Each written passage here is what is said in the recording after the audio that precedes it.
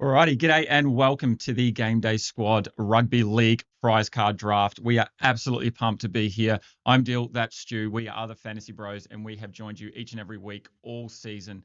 We are absolutely looking forward to a massive day of drafting. We've got a whole bunch of coaches and some special guests as well to join us. Stu, you've been here before, mate. You are a two-time seasonal winner of Game Day Squad. How are you feeling at the moment? How do you think coaches might feel?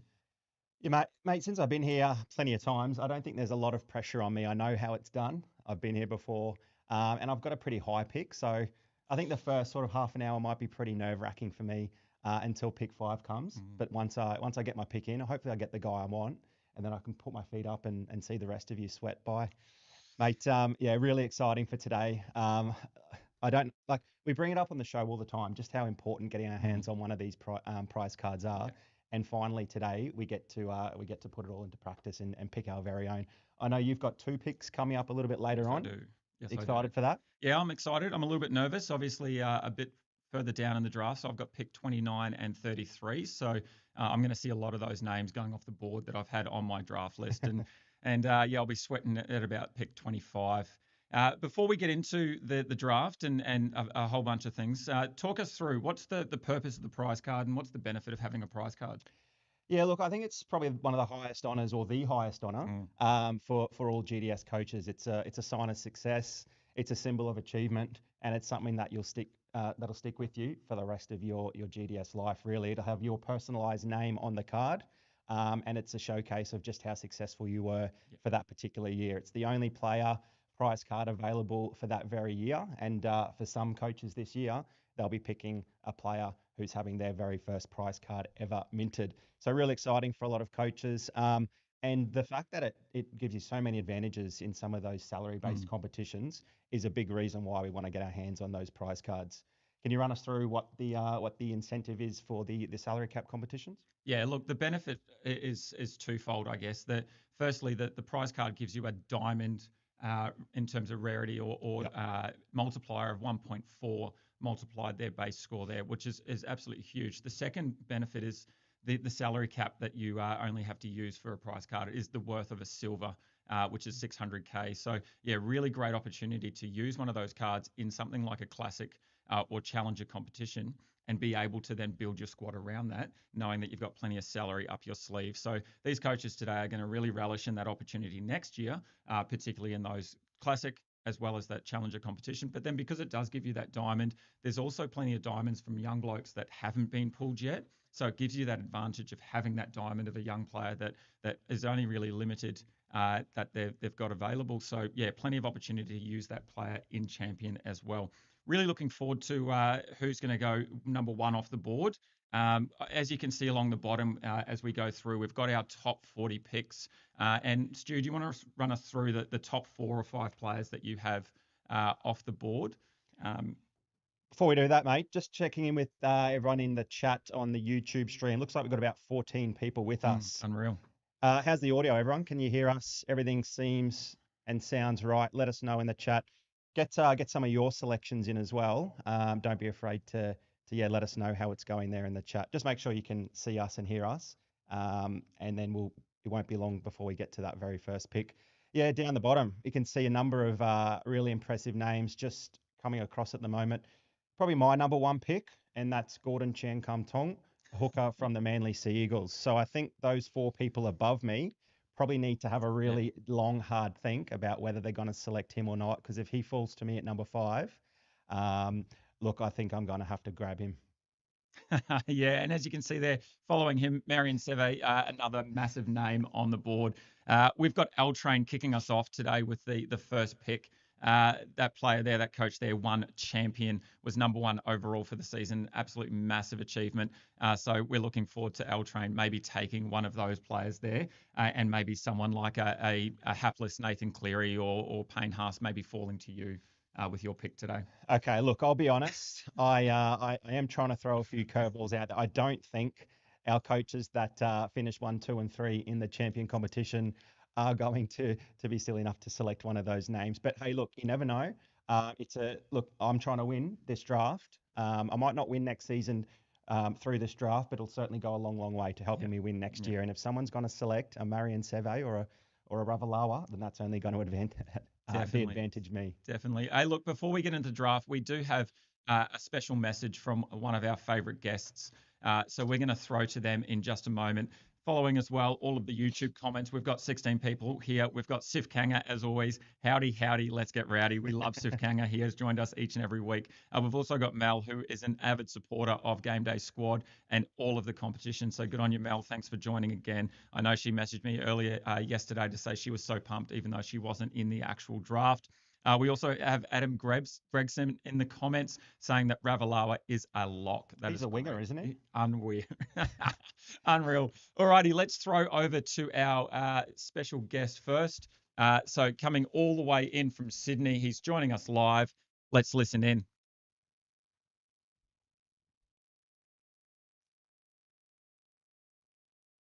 All right, James, can you hear us? The Rugby League season on Game Day Squad has pushed every coach to the limits, but we all know how this ends. Only the top coaches can be crowned champions at the end of the season. So a huge congratulations to L Train, the Circus Crew, Nickers, and the Fire Breathers. They have cemented themselves in Game Day Squad history books.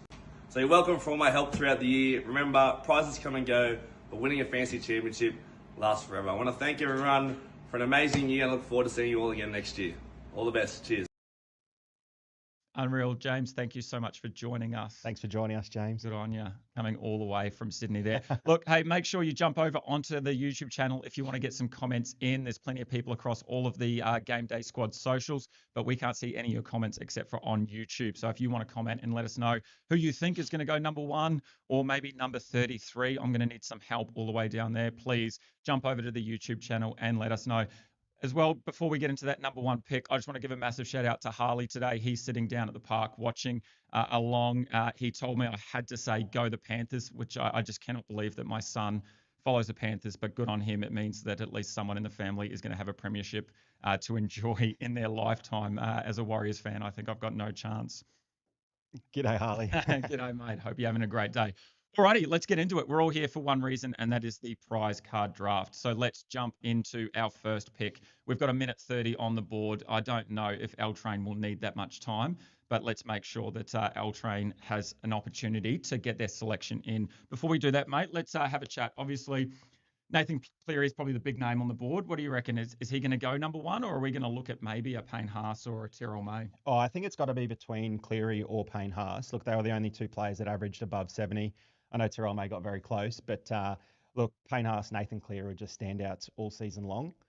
And the fact that Nathan Cleary and Payne Haas have been doing it for a number of years would make that coach that selects them, really confident that they can kick on and continue to do it again. We obviously saw Tyrrell May move to the West Tigers. We thought he'd be really good moving to that club after, limited opportunities at the Roosters, but he's only really been that top tier player for one season now. We'd probably want to see a little bit more from him before he went 1-2. So it's got to be Nathan Cleary or Payne Haas for me. Yeah, for sure.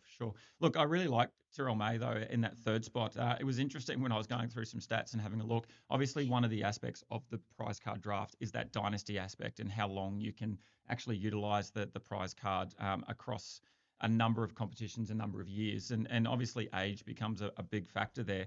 Tyrrell May is actually a year older than Payne Haas. Is that something that you factor into your decision early on, particularly? I think so. I think you want to look at age first of all, particularly if you've got one of those high picks, because the high picks are so valuable. If you pick someone that's going to be a gun for maybe 2 or 3 years, it might benefit you in the short term, but then you're going to get all of the youngsters that are killing it for not just the next 3 years, but the next 6 or 8. Alrighty, sorry to cut you off there. The pick is in. Time is up. L Train with the first selection in the 2025 prize card draft is that man, Nathan Cleary, halfback for the Penrith Panthers. We all projected it. We knew it was coming.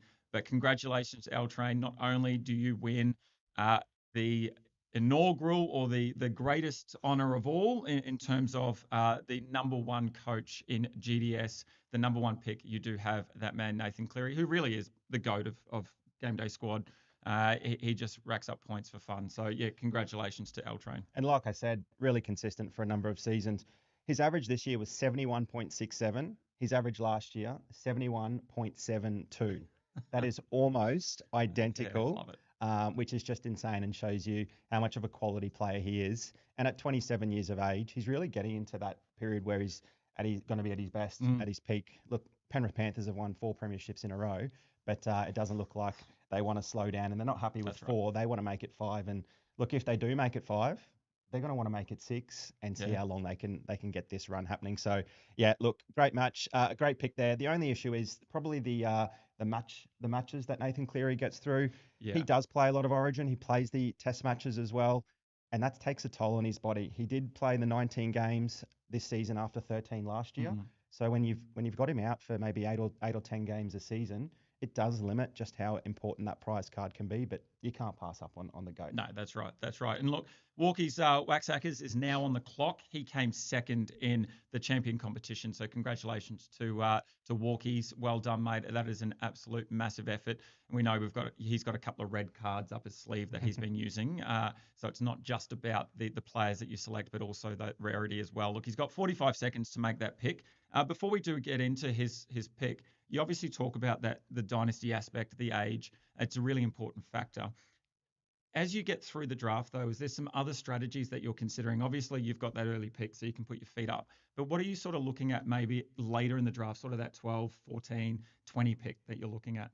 Yeah, good question. I think a lot of those young up and coming, or the superstars that have just broken out or are about to break out, around the 25, 26 or even younger age, they're probably going to be selected early. And then some coaches might see some really big names on the board and go for a win now sort of situation where they just take the best available rather than looking for age. And they think it might benefit me this year and the following year. If they can help me get a top 3 or top 5 pick next year, then it's going to pay off. Yeah, definitely. Alrighty, time is up. Walkie's Waxhackers pick is in. I'll throw to you, mate. It's your turn. All right, I think it's going to be a front rower. Walkie Waxhackers with the second pick has gone with Payne Haas. Not Yes. that much of a surprise. It's sort of going to schedule at the moment with Nathan Cleary going 1, Payne Haas going 2. Like we said, he also finished above the 70-point threshold. He actually finished on a slightly higher average than Nathan Cleary and bumped his average up by 9 points from season 2024. Do you think there was any real reason for that? And is he likely to continue that, or was it a sort of a massive year and he might regress a little bit next season? I don't think he's going to regress at all. If you have a look at the base and power, he's an absolute beast. Look, he gets plenty of minutes on the field as well, which is obviously we've spoken about throughout the season that's what we want to see. We want as many minutes on the field as possible. And someone like Payne Haas, look, he can put together a really good game in terms of base and power and then just absolutely rip a 30-meter run through a couple of tackle breaks as well, and then maybe even a try or a try assist. And just that upside of that attack, you know that you're going to play him week in, week out. So you've also got on top of that a salary pot in that everyone's going to play him. So now you've just got that extra benefit of 10, 12, 15 points on top of what everyone else is getting with that prize card. So Walkie's got a great option there, and I think he's done really well in that selection. Second for tackle breaks, fourth for Unreal. offloads for the entire competition. He gets through plenty of run meters, plenty of tackles, and like you said, those added bonus points, the attacking stat points, is just something that he can get pretty easily. 63 minutes as well he played this season, a little bit more than last year of 59, I think it was. So being trusted with a few bigger minutes there in the Broncos forward pack. And hopefully anything above 60 minutes, and he's guaranteed of just about that 70-point average once again. And he scored a couple of tries, 3 tries, I think, and had a couple of try assists. So just unreal work from Payne Haas. Look, you can see that timer down the bottom there is ticking down. We have Dan's Dynamos, who I know you had quite a big battle with come the end of the season as well. He is on the clock. He's got a minute left. Let's just jump across to our comments. Remember, keep pumping them through over on YouTube. If you are not watching on YouTube, make sure you get across there just to add your comments. We can't see your Facebook comments, unfortunately. So jump across to YouTube if you want to let us know who you think might go high. Look, we've got, who is it there? C-Fame have joined us, and Gordon Chan Kum Tong sliding early. So you've got plenty of opportunity there, Stu, to maybe pick him up in the next few picks. Yeah, for those that joined us late, they would have seen my top pick was that man, Jordan Chan Kum Tong. Trying to throw a couple of curveballs. I don't think Dan, he's a good Canberra Raiders man himself, so I don't think he's going to fall into my trap. But look, this is the nervy part. The time's ticking down, and this is where some coaches can make some rash decisions. Let's see if they're going to benefit me or not. And so do we think then that with 5 seconds to go, do we think it's just going to be a simple 1-2 in the middle forwards there, Payne Haas into Terrell May? Look, I honestly think this is the hardest pick of the draft, as silly as that might sound. Yeah. We've got obviously 1 and 2 in Cleary and and Haas taken, do you go that middle that's going to get it through a lot of base? Or do you go for one of those exciting backs or halves? I think it's a really difficult spot here for Dan. Yeah, there's a couple of definite options there, and you can see across the screen some of our picks sliding across there. Look, with the third pick in the 2025 prize card draft, Dan Dynamos, who did finish third in Champion, does select that man, Terrell May. Congratulations, Dan. That is an unreal pick. Obviously going for that consistency and then also potentially that salary pod in the middle. We talked about all season the 1-2 punch of Payne Haas into Terrell May just benefited coaches so much. And look, in my show notes, I did put down that essentially Terrell May is Payne Haas 2.0. And if you have a look at the stats, it pretty much backs that up. I think he's had an unreal season. The question marks are over, can he repeat that? Is that something that he can do for the Tigers moving forward? I think that's probably going to be the case. I don't see any reason why not. Look, he's averaging just a touch below 70 for the season, and I could see potentially some positive regression there as well. He only scored 1 try this year. Is there a possibility that he can score more? Yeah, absolutely, mate. I don't think anyone would have predicted him to finish as a top 3 fantasy player.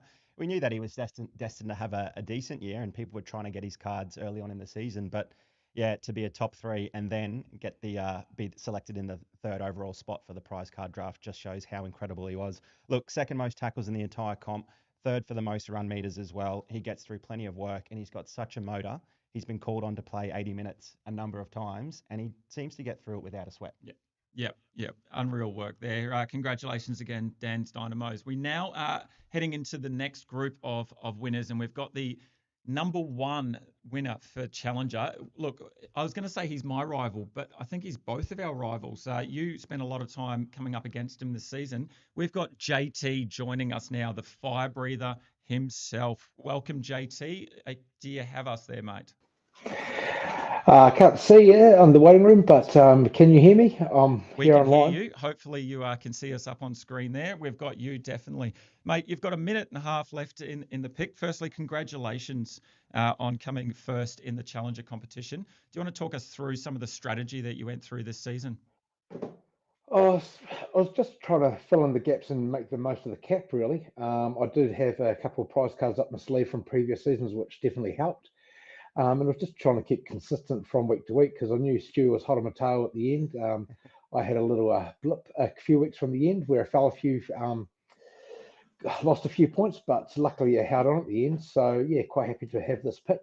Obviously, it'd be nice to have one of the top 3 drop to me, but I was well set, knowing that I'm 99% sure I wouldn't get any of them. But happy days having the 4th.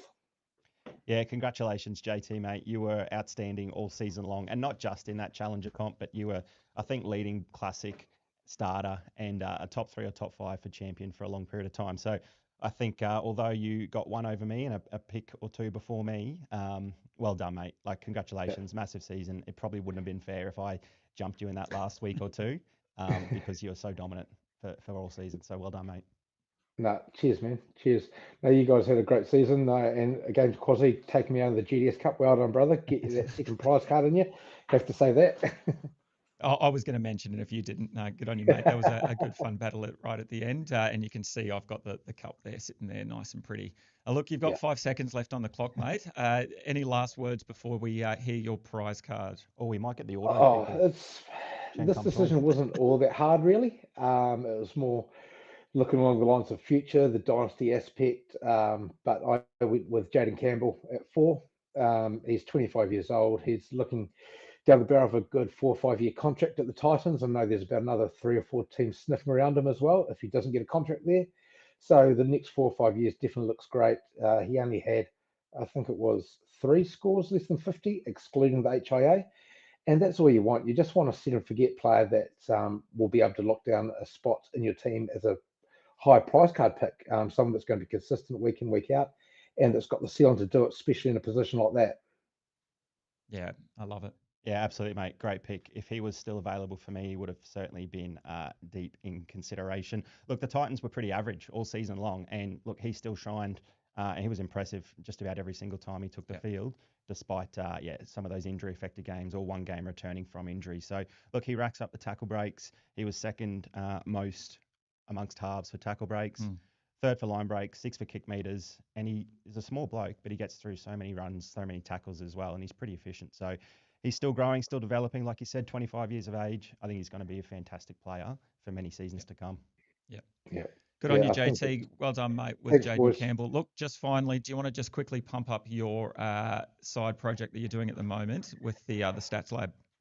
Oh, cheers, boys. I've been on Patreon for about 3 or 4 months now, just getting the wheels turning on the Stats Lab, slowly getting the website done. So hopefully that's going to be up and running maybe as soon as the BBL, if not early into the next season, pre-NRL AFL season. So everything's go at this end. So any spare minutes getting spent into that project at the moment, and yeah, hopefully it'll be up and running sooner rather than later. Unreal. Good on you, mate. Thank you so much for joining us all the way from New Zealand. Have a great day. Congratulations again. Cheers, boys. Have a good one. Thanks. See you, mate. Alrighty, there it is. So with the 4th pick there, JT took, or the Fire Breathers took, Jaden Campbell, the young bloke over from the Titans. And I said earlier in the season that I thought maybe he might even be better than his dad. And we obviously got a number of seasons to be able to see that. Alrighty, we now turn to Stewie Moi Moi. He's got the next pick in the draft, coming second in Challenger. Firstly, mate, congratulations on second. I know that it was a ding-dong battle there right at the end with the Fire Breathers. How are you feeling, mate? You got a minute 30 on the clock. Yeah, feeling good. Like I said, I expected JT to take that Challenger title out, and he gets that one pick ahead of me. We actually had a conversation during the week, and he said, I'm going to be taking JC, so you can plan around that. And like the man he is, he was true to his word. So I put a red line through him, and Nice. I could look around him. So for me, there's a few options available. I know Penrith is probably sitting there listening intently and hoping I don't take someone that he's after. And look, the situation I might run by you very quickly while that time's ticking down. I had a prize card selection last year. Yep. I was pick 8, I think it was, and I took Reece Walsh. Yep. We saw how impressive, how unreal he's been in for about the last 6 weeks. Yep. He was the sole reason that the Canberra Raiders didn't have a week off this week, and we're preparing for next week. So I took Reece Walsh last year. It was fantastic in that back end of the season. Only averaged about 31 for the first 16 or so weeks, Yep. and then he's been on a tear above 100. I've got his prize card from last season. Do I go again and use that as a trade or maybe try to sell it, or take it from someone like Penrith, or do I go elsewhere? What do you reckon? I think me personally, if I was in that position, I'd probably diversify there and leave Reece Walsh on the board and look for some upside in another position. And I know there's a couple of blokes that definitely have some upside and potentially might not have a prize card out there yet. But again, it's very close. I do like Reece Walsh and what he's done, averaging just over 100 in the last month or so of footy. And yeah, just getting his hands on the ball more. And we'll talk more about Reece Walsh if you pick him. But this is it. It's time is now, mate. Broncos fans can rest easy. Reece Walsh drafters can rest easy. Mate, I am going to take someone that I don't think has a prize card out, someone who is a leader in a number of statistical categories for his position and the entire competition. Yep. Let me just run through some of those before I announce that player. Before round 19, when he got injured, he was second most for tackle breaks in the competition, 4th for line breaks, 5th in tries. That was 12 in 19 matches. That was most for centres. The Dolphins are on the rise. I'm taking Herbie Farnworth. Yes, there it is. Congratulations, mate. Herbie Farnworth, a massive pick. Look, who would believe that a centre would go in the top 5? Absolutely unreal. He had a great season. It was just unfortunate that he had that hammy injury to put him out the rest of the year. But he was on track to probably lead the tackle breaking across the competition, only beaten by that man that joined us earlier in James Tedesco. How do you feel about that, mate? You feel pretty happy that your pick's out of the way now. You've got one of the best centres, or if not the best centre of the competition. You can put your feet up and relax. Absolutely, mate. Yeah, I think getting a diamond value for a silver in terms of salary in that centre position is really going to diversify amongst other coaches. And like I said, I had the Reece Walsh last year. I had the Nathan Cleary the year before. So I've got a couple of really key players in different positions. And I just think, he's going to be super valuable for me in that centre position. We were talked about JC and how good he was for season 2025. Herbie Farnworth still scored almost 1 point on average more than him. So I actually out-averaged him overall. And we know how impressive JC was. I hope Herbie Farnworth can have a similar season. I don't expect maybe a 65 again. But look, he's only 25. He's an elite footballer. He's getting better. No origin. let's hope he has a nice big preseason under his belt and gets over those hammy injuries. And I think that's the key there. As we're about to start the timer on the next coach, we've got Penrith, who came third in Challenger. We're about to start his minute 30. I think that's the key there for Herbie Farnworth. And as you spoke about at the start, Nathan Cleary obviously doesn't play as many games. Herbie doesn't have any of the duties that Nathan Cleary, Payne Haas, Terrell May potentially in the future might have. So he's someone that you can play in, week out, and really does become that salary pod as well. For you, he's obviously got massive upside, and a lot of coaches are going to play him every week. So I think there's plenty of chance there for you to, go that one step further and maybe win the Classic, win the Challenger, etc. as well. So I think that's a great pick there. Got a couple of YouTube comments here just while Penrith is loading up his pick. JJ is hearing Herbie Farnworth is homesick and he might be heading back to the UK. JJ, I don't know what you've heard, mate, and I hope you're I hope you're full of it, because that's, as soon as I read that, my heart sank a sec. But Rainsy's followed up straight after with, that's the steal of the draft, according to him. Callum loves the pick, and Adam Gregson says, "Damn, what a nice card that will be." Tommy's joining us as well, and he's just pointed out that it is slightly different from your list, Stu, as we count down the 23 seconds. Obviously, Reece Walsh factor. You had someone a little bit earlier, but also, I mean, how can you pass up Herbie Farnworth? He has been unreal. Before we get into the next coach, is there anyone now that you're sort of looking at that might not be on everyone's mind, or do you not want to give too much away again still? I don't want to give my competitors, the likes of Penrith, Skip, XRP, Prism Mike. We've had a long running battle for probably 4 seasons now. A lot of those players were in there when you and I first started with Game Day Squad. So I'm going to be a little quieter for the next few picks until a few of them get theirs out of the way. There is one that I've got on my list, and when someone picks him, I'll let you know. But let's see who Penrith has selected. I think his pick is in. So with the third place finisher and challenger, and the 6th pick overall, Penrith has gone with Dylan Lucas. Wow. Edge forward from the Newcastle Knights. Now, I had Dylan Lucas in my top 10. He just squeezed in there at top 10, and I think Penrith has done something similar to me and look for a position where there's not going to be too many elite prize cards already out there, or maybe selected this draft. He could have gone for a fullback, could have gone for a half. He's gone for that edge back row, and Dylan Lucas, average 57.7, still only 25 years of age. He did get injured after 11 games or 13 games, but he was outstanding every time he took the field.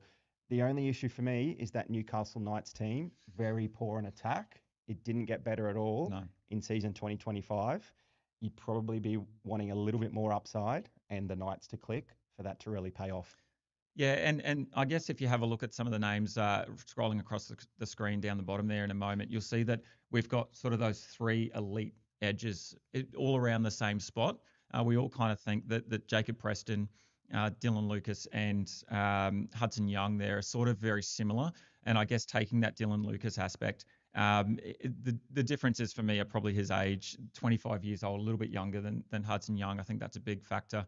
And then potentially the look of the Knights moving forward. Maybe there's some upside there, and someone like the Fletcher Sharps, the Kalen Ponga, although as we might touch on a little bit later, he's probably had a down season compared to some of the others. So yeah, maybe there's a little bit of a play there from Penrith, and maybe he has some inside information. But Dylan Lucas, still an unreal pick, averaging well above 55 for the season. I think he had 5 tries, so a little bit less than his counterparts. But obviously he had those injury-reduced number of games.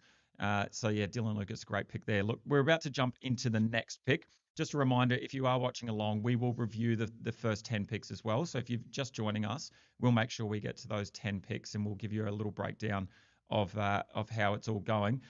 Callum has sent through a comment, and I don't know if this is controversial or not, but he said the first poor pick in the draft. So he's saying Dylan Lucas is a dud.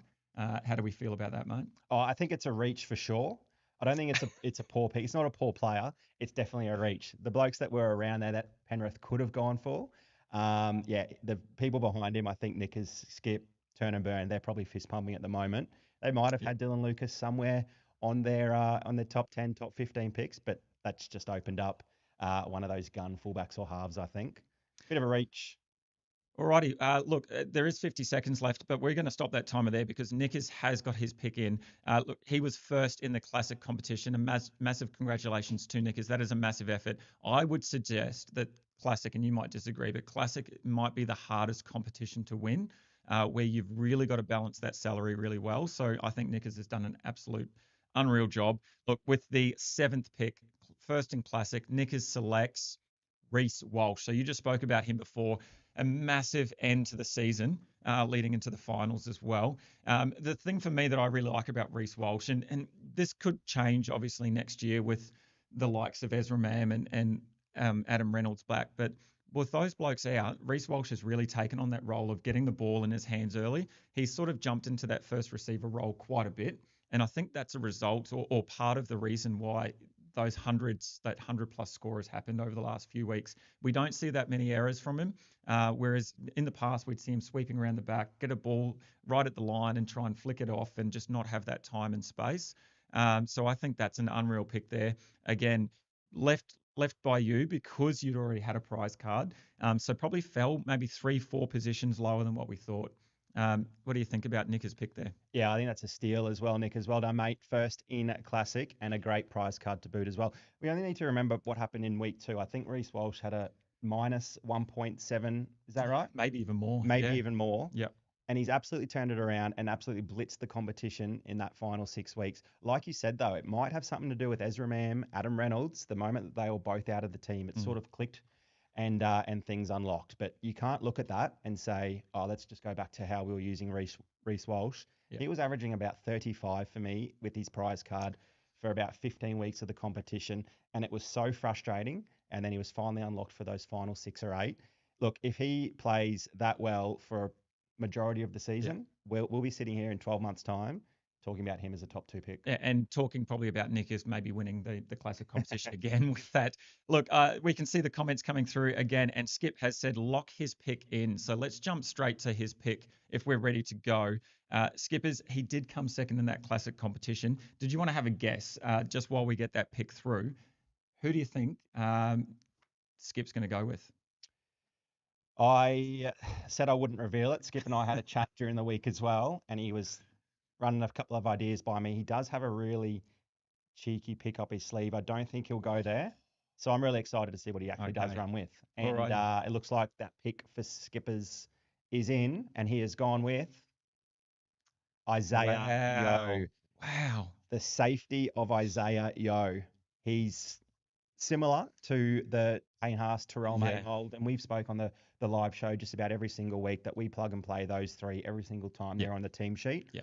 The big difference is probably just a lack in upside, but we know he gets through the work, makes the tackles, plenty of run meters. He plays for the best, if not one of the best teams in the competition. So I think that's a really safe pick for Skip. Yeah, I agree. And he'll probably build on that pick next season. If he gets another pick in the top 10, he'll probably look to double that up with someone with a lot of upside and a lot younger in age. Yeah, so 30 years old. He's probably had his lowest average. I think he averaged 56 or so points. He's had his lowest average in 3 years. But that doesn't mean that he's not going to come back next season and have an absolute blinder. Look, we just go back to this time 12 months ago, and people were fading someone like James Tedesco, who was pushing 31, 32 now. And we just look at the season that he's had. So I wouldn't put it past Zayo to come back and have a massive season. And as you say, he was in our big 3 all season when he was available and fit.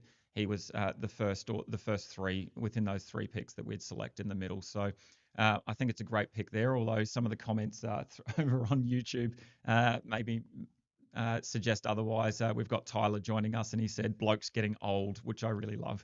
It's a great little comment there, but no, good on you for that pick. Look, we've got the next one coming through in a moment. We do have Turn and Burn, and I believe Turn and Burn is going to be joining us live on show. Let's just double check. Looks like we might have a few people at the back.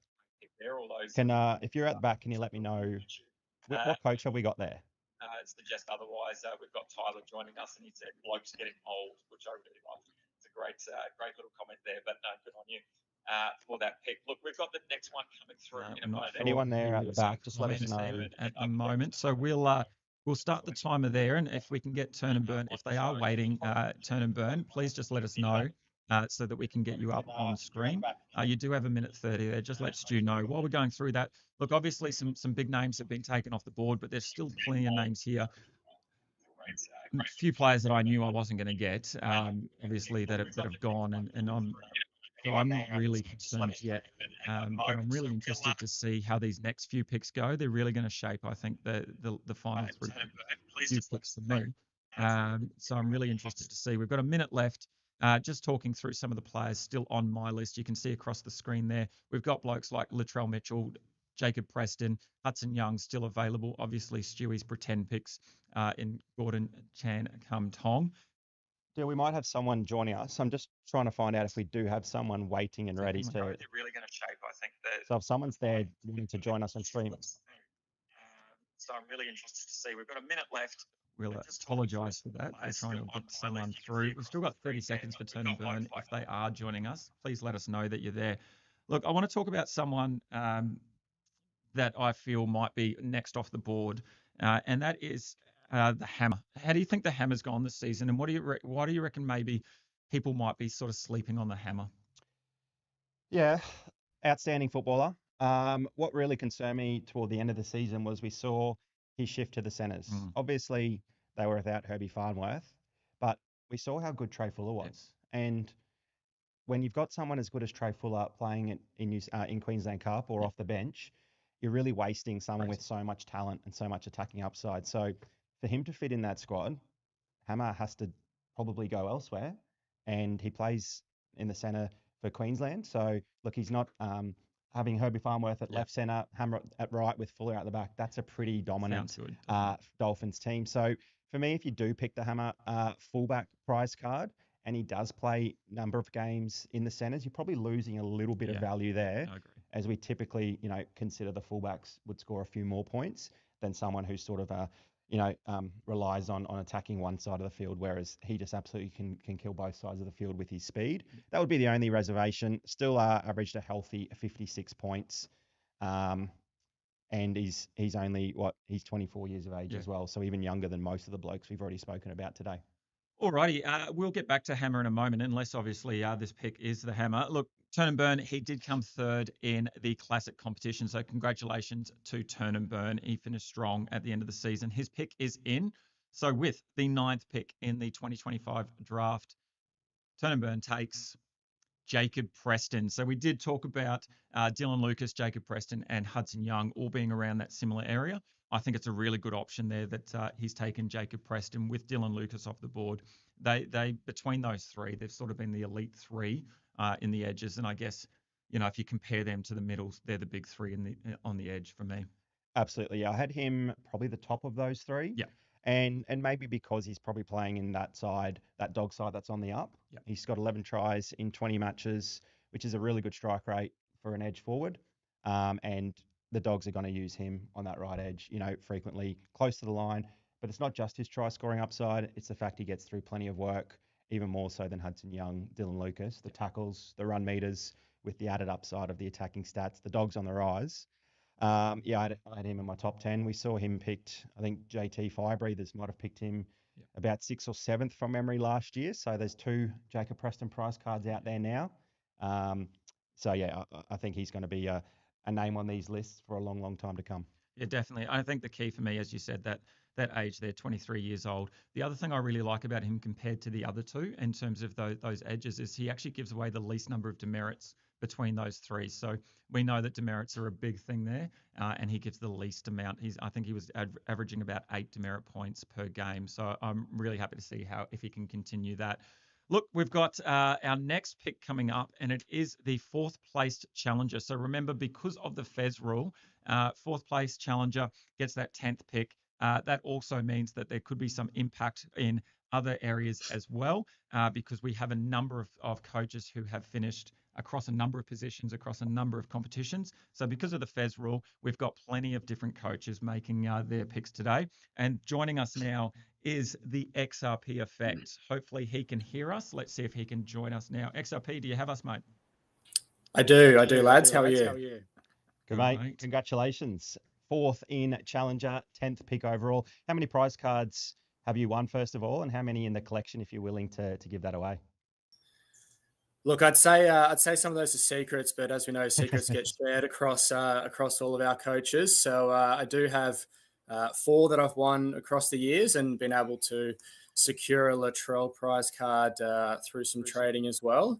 I probably would be interested in taking Latrell here in a pick, but similar to Stu, might have to see if there's anyone who wants to trade up maybe. Yeah, I like the strategy. It's a great strategy.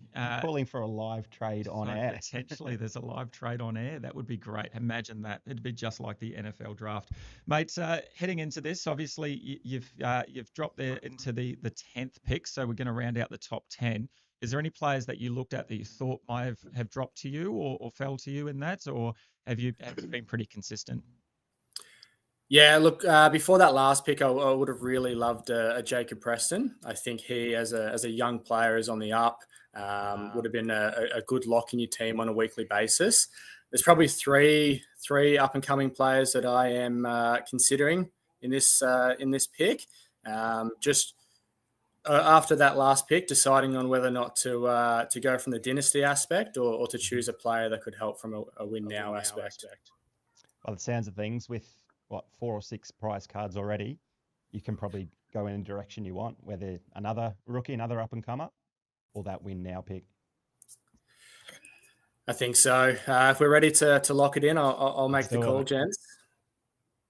Mate, with the 10th pick, XRP selects. I'm going to go Hudson Young and take the highest performing second rower. Yeah, great pick. Well done, mate. And why Hudson Young? Give us another reason he was the top performing second rower, but what else do you like about him?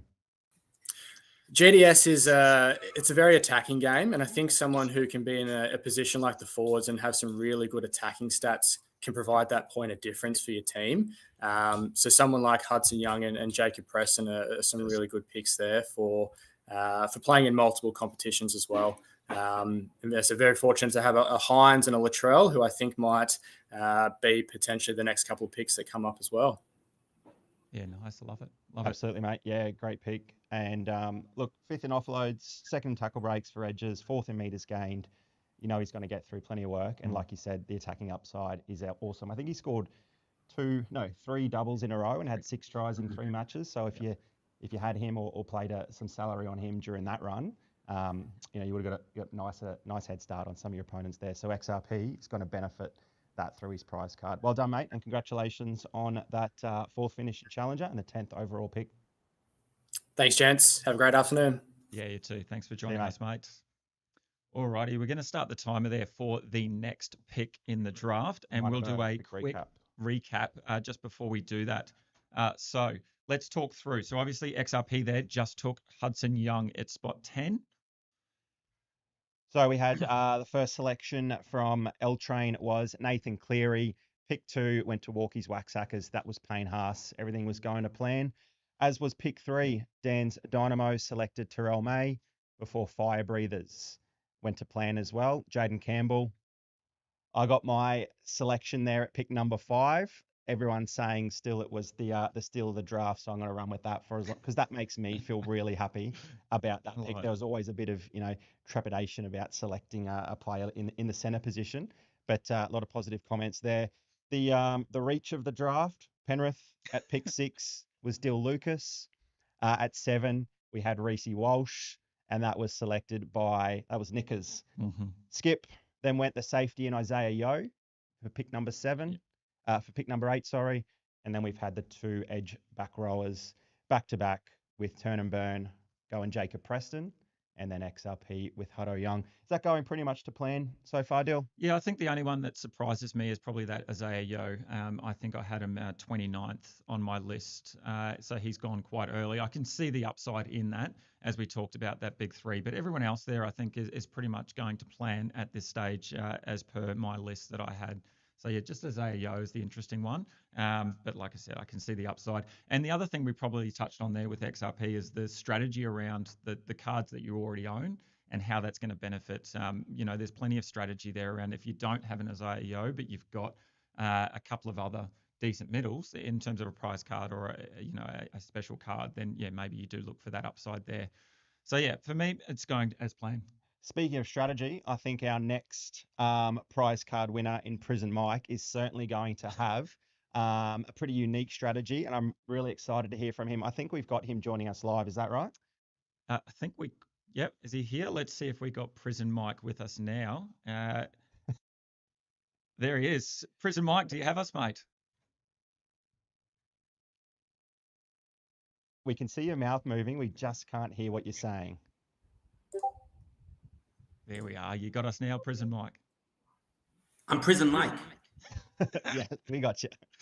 Looks Yes, just you like are. his profile photo on Discord. I love it. I love it. Firstly, mate, congratulations, Classic. Number 4 in the Classic competition.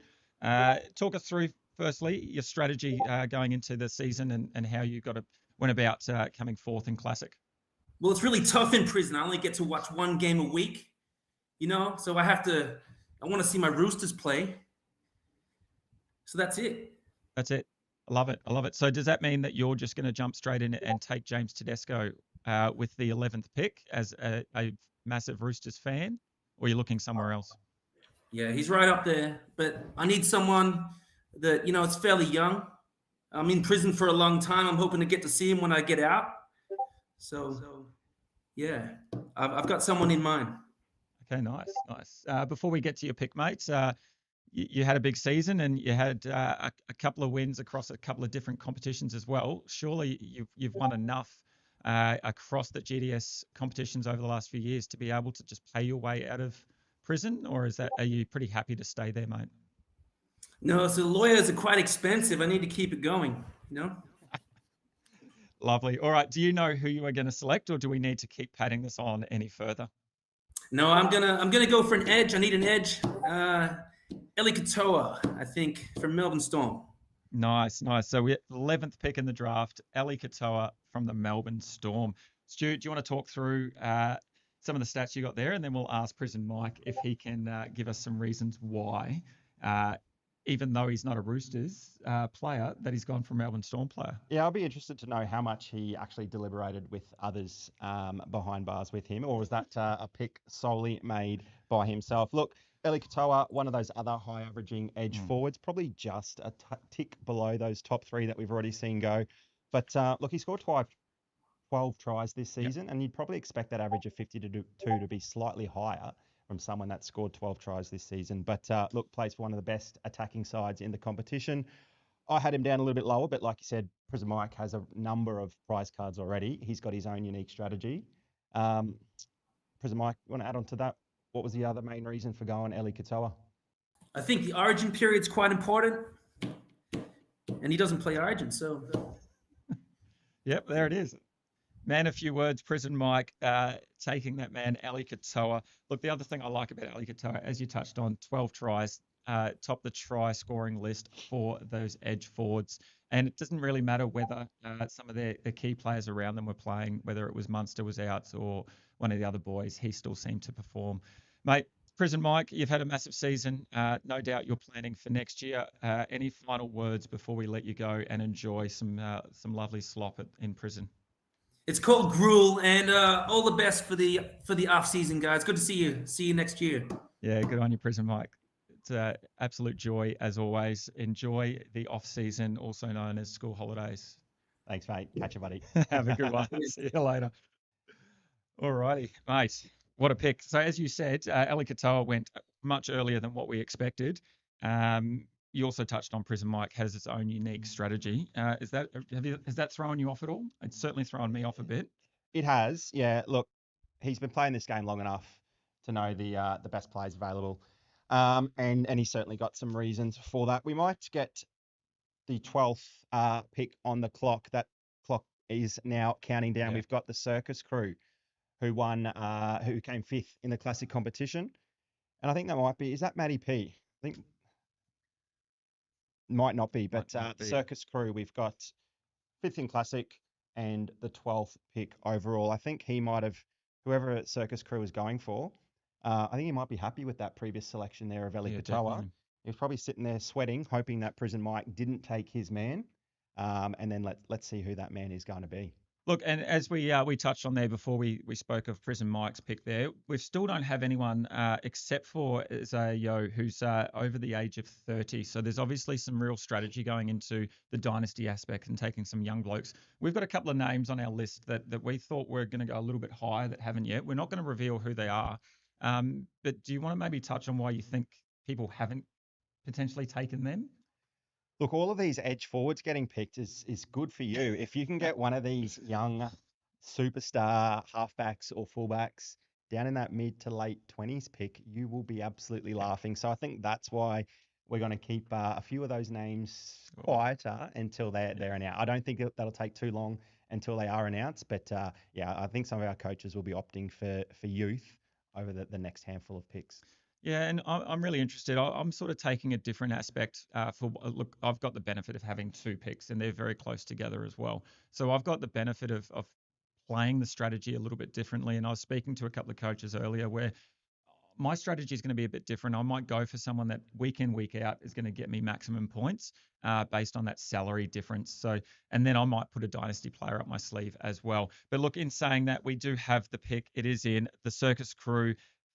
5th in Classic, the 12th overall pick in the 2025 draft. The Circus Crew selects, oh, he's broken my heart. It's Nicho Hynes, one of my favorite players in the competition. I knew he wouldn't get all the way down to 29, but Nicho Hynes, an unreal selection there. Congratulations to the Circus Crew. What do you know? Number 12 on my board and 12 in the actual draft. So that. Well done. There was a year, maybe 3 years ago, where Nicho Hynes was taken first overall. Yeah. And I think that coach slightly regretting that, but they already owned a Nathan Cleary prize card. So they wanted another elite half prize card. But Nicho Hynes in at 12th, and he's just steered. He's guided the Sharks to a preliminary final next weekend. And he's playing some good footy. Look, you probably would be surprised to hear his average. It was just a tick under 57. It wasn't like he was elite every single match. He wasn't setting the world on fire like a JC or a Nathan Cleary. Yes, he didn't average near them, but still only less than 10 below Jaden Campbell, who went at pick number 4. So I think there's still plenty of juice in the Nicho Hynes tank. The Sharkies are going to get a lot of confidence out of their finals run. And look, we know that Braden Trindle alongside him can stifle him a little bit. Any match without Braden Trindle is gold for Nicho Hynes. It just didn't happen enough in season 2025. Yeah, and you touched on the averages there. Nicho Hynes was still 4th ranked overall for the halves there in averages. So he was still a player that we were looking at most weeks. And it probably wasn't until that big breakout of 100 odd earlier in the season before he really hit his straps and was hitting those 50 plus each and every week. So there's definite opportunity and upside and probably some positive regression for Nicho Hynes. And I know that we spoke about at the beginning of the year, he just needed to replicate last year to be as good. And again, we'll say it, if he can replicate this year and maybe go that one step better, then I think definitely he's got every opportunity to succeed. Look, I'm going to cut myself off there because the timer has run out and MVP is our next pick. He came 6th in Challenger. So with the 13th pick, mate, do you want to take it away? MVP has selected Isaiah there it Katoa. is. There it is. We've been waiting. That's one of the guys that we were talking about earlier that we thought would go a little bit higher. The 21-year-old had a massive season this season, potentially his breakout season, maybe, averaging 53, ranked 5th for halves. He had 41 in base and power. He only had 2 tries as well this season, which is probably lower than most halves for considering the work that he did and the time that he spent with the ball in the hand. I was surprised when I saw that. It's actually the same as what Fogarty got for your mate, for your boys. Only 2 tries this season. The difference, I guess, Fogarty had 86 goals to his name. Izzy Katoa had 0, and they had almost the same GDS average. Yeah, wow, that's impressive. And we know that Isaiah Katoa is a goal kicker. He's done it at international level. It's just the fact that they've got sharpshooter Jermaine Azarko, who hasn't missed a game in about 3 seasons, I think. He's played every single game for the Finns. The moment Azarko's contract runs out or if there's an injury, Isaiah Katoa is going to take that kicking tee and that average is going to skyrocket. Look, he's only 21 years of age, so calm, so level-headed for a player of that age, already played international football. He's got, the next Nathan Cleary written all over him. And I don't even think Nathan Cleary was this poised at that age. No. And that's why I had him. It was really Isaiah Katoa or Herbie Farnworth for me. I've got 3 halves, 3 prize cards of plays in the halves. So that's where I wanted to diversify a little bit. But Yeah, look, Isaiah Katoa at pick number 13. Well done, MVP. I think that's a bit of a steal as well. Yep, definitely. And look, the comments are coming through. Tyler obviously is really all over the pick of Izzy Katoa. Imagine if that kid took goals. Kid would be a must-have for sure if he was kicking goals.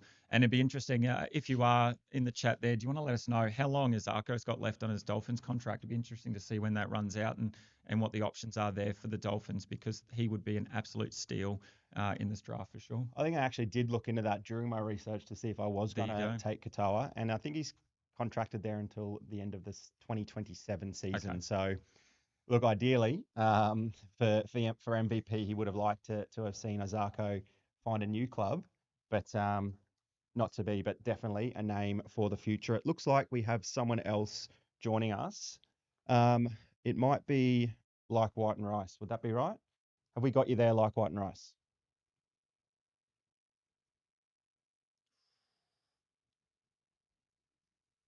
Not yet. Is he there? Like White and Rice, are you there, mate? Or someone's there. Can you let us know who you are? It might not be Like White and Rice. Okay, well, while we're checking that, let's talk through some of the other options that are still available. We've got that man Hamiso Tabuai-Fidow, and while we're just waiting for Like White and Rice to get his pick through, we touched on before Hammer, and he's one of the players that I'm actually really interested in. I don't think he's going to land to me in spot 29. We touched on the difference between playing fullback, playing centre. He actually scored more tries at centre this year. He was averaging 1.3 at centre versus 1 at fullback. So I think there's definitely some upside to him potentially playing centre. The other thing I love, or potentially what could happen, is that opportunity for him to maybe get the center tag on his position for GDS and then go back to fullback. That would be an unreal card to have. Obviously, there's a lot of risk involved there.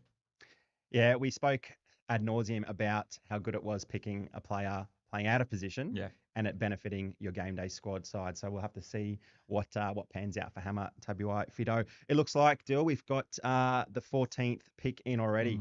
Like White and Rice finished 7th in Challenger, and for pick 14, he has gone with Keon Koloamatangi.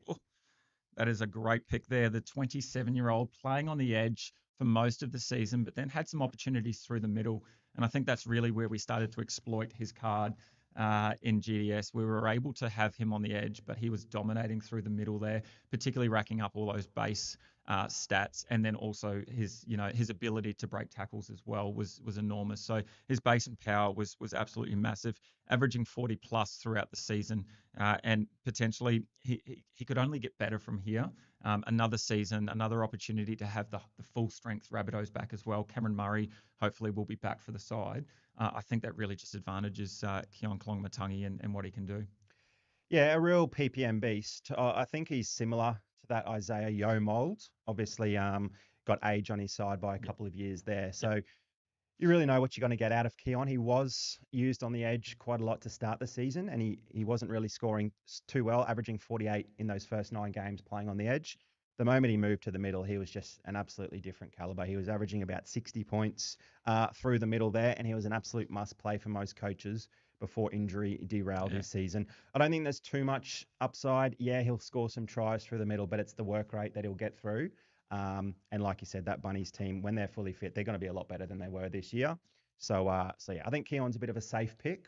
I don't think there's a tremendous amount of upside, but safe nonetheless. Yeah, look, I'm going to cut you off there. We were going to talk a little bit more about Keon, but the Gazelles have come straight in. They finished 7th in Classic overall. So congratulations to Gazelles. That, again, let's not understate the massive effort that all these coaches put in all season to make sure they're here on this day, getting an opportunity to pick a prize card. So Gazelles, congratulations. Look, pick 15 in the draft. The Gazelles have selected Latrell Mitchell, and I think that's a really good pick as well. I feel like maybe someone who probably was maybe not on the minds of some coaches because of that injury, and that took him out from the back half of the season, and someone that maybe wasn't at the forefront of people's minds. But we know what Latrell can do. He is absolutely dangerous. He finished top of the averages for fullbacks, just above 60 there. He can break tackles. He can score tries for fun. And we know someone like Latrell can be on 10 points going into the last 10 minutes and come away with 80 plus somehow. And it's just an absolute bit of magic that he produces. Absolutely, mate. XRP said at pick 10 that he was probably going to take Latrell Mitchell if he didn't already have his prize card. So for him to slip down to 15, I think that's a pretty good get there for the Gazelles. Obviously, injury is a bit of a worry for Latrell Mitchell. Just the 12 games this year, 11 and 16 in the 2 years prior. But when he takes the field, he's absolutely elite. Like you said, plenty of tackle breaks. He kicks goals for his team, can palm off blokes and score tries, seemingly at will whenever he wants, really. But it's just that time spent on the park. Look, maybe it's the fact that he's playing in that Bunnies team that were pretty poor this season. Yes, they had a number of injuries, coupled with the fact that he was out for a few games. Maybe that's why he slipped to 15. But I think you got a good pick there, Gazelles. Whenever he's named on that team sheet and takes the field, he'll be straight into that side. So, yeah, I think that's a bit of a steal as well. I had him at number 8 on my board. Okay, well done. Yeah, I love that. That is a steal indeed. Look, yeah, and I had him, where did I have him there? Down at 20. I thought that because of players not necessarily thinking of him coming forward. The other thing that's I had him drop lower on my board was, like you said, the injuries, suspensions as well. We've seen him lose his head a few times in games. And then also the fact, and I think Prison Mike touched on it before, is that he probably will play Origin. So you do lose quite a bit from someone like Latrell. But I guess when you're considering that card that most weeks are going to win you some games, so whether that's the right now or win now approach, I think it's a great option there. All right, we got Guts Busters on the clock now for pick number 16. And look, there's still a couple of guys on page 1 of my board.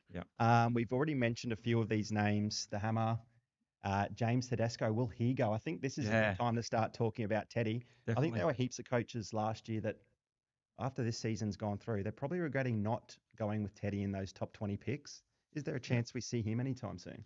Yeah, look, I'm kind of hoping that he actually falls to spot 29. Obviously, like we said, he was probably that name that was talked the most last season, but not actually taken by those coaches that had an opportunity to pick in that prize card draft. 32 years old. We talked last season, or probably 2 seasons ago, about the fact that his age probably catching up to him and he might be slowing down now. But if anything, he really took another step forward. So really interested to see where sort of he falls in the draft and whether Gutsbusters might take him here. Look, talking about Gutsbusters, it looks like we have him live. Let's see if we can get him joining us now. Can you hear us, Gutsbusters? Gutsy, do you have us, mate?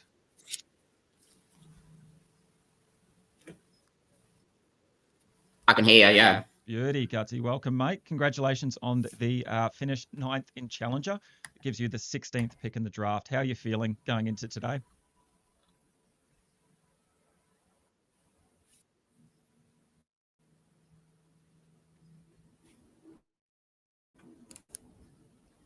Alrighty, not sure if he could hear us there. Gutsbuster, mate, you're finished 9th in Challenger. How are you feeling leading into this draft pick today?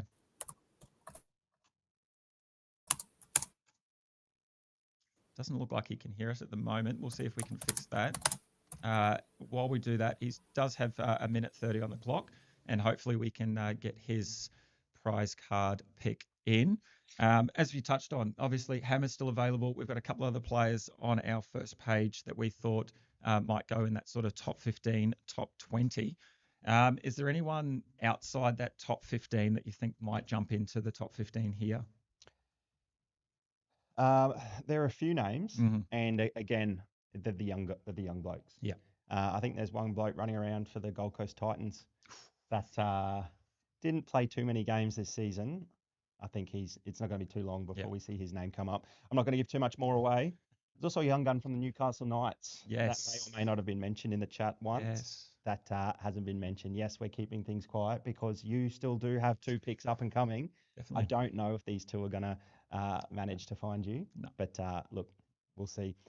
We'll give another chance there for Guts Busters. Have you got us, mate? I think we lost you that first time.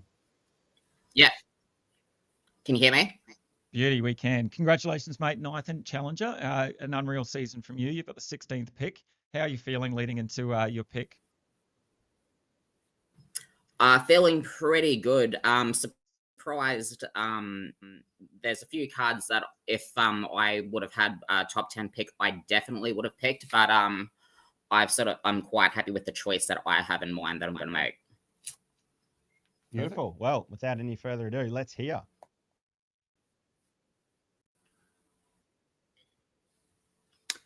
For the 16th pick, I pick. Sorry. I'm just coming in hard because I didn't think I'd be able to pick this card. I am picking Toby Couchman. Toby Couchman. Wowee. I love it. I love it. Let's just confirm, definitely Toby Couchman and not Ryan Couchman. I believe Ryan was one of the lowest averaging players of the season, but Toby Couchman, a massive pick there. Mate, talk us through. Why have you gone Toby Couchman?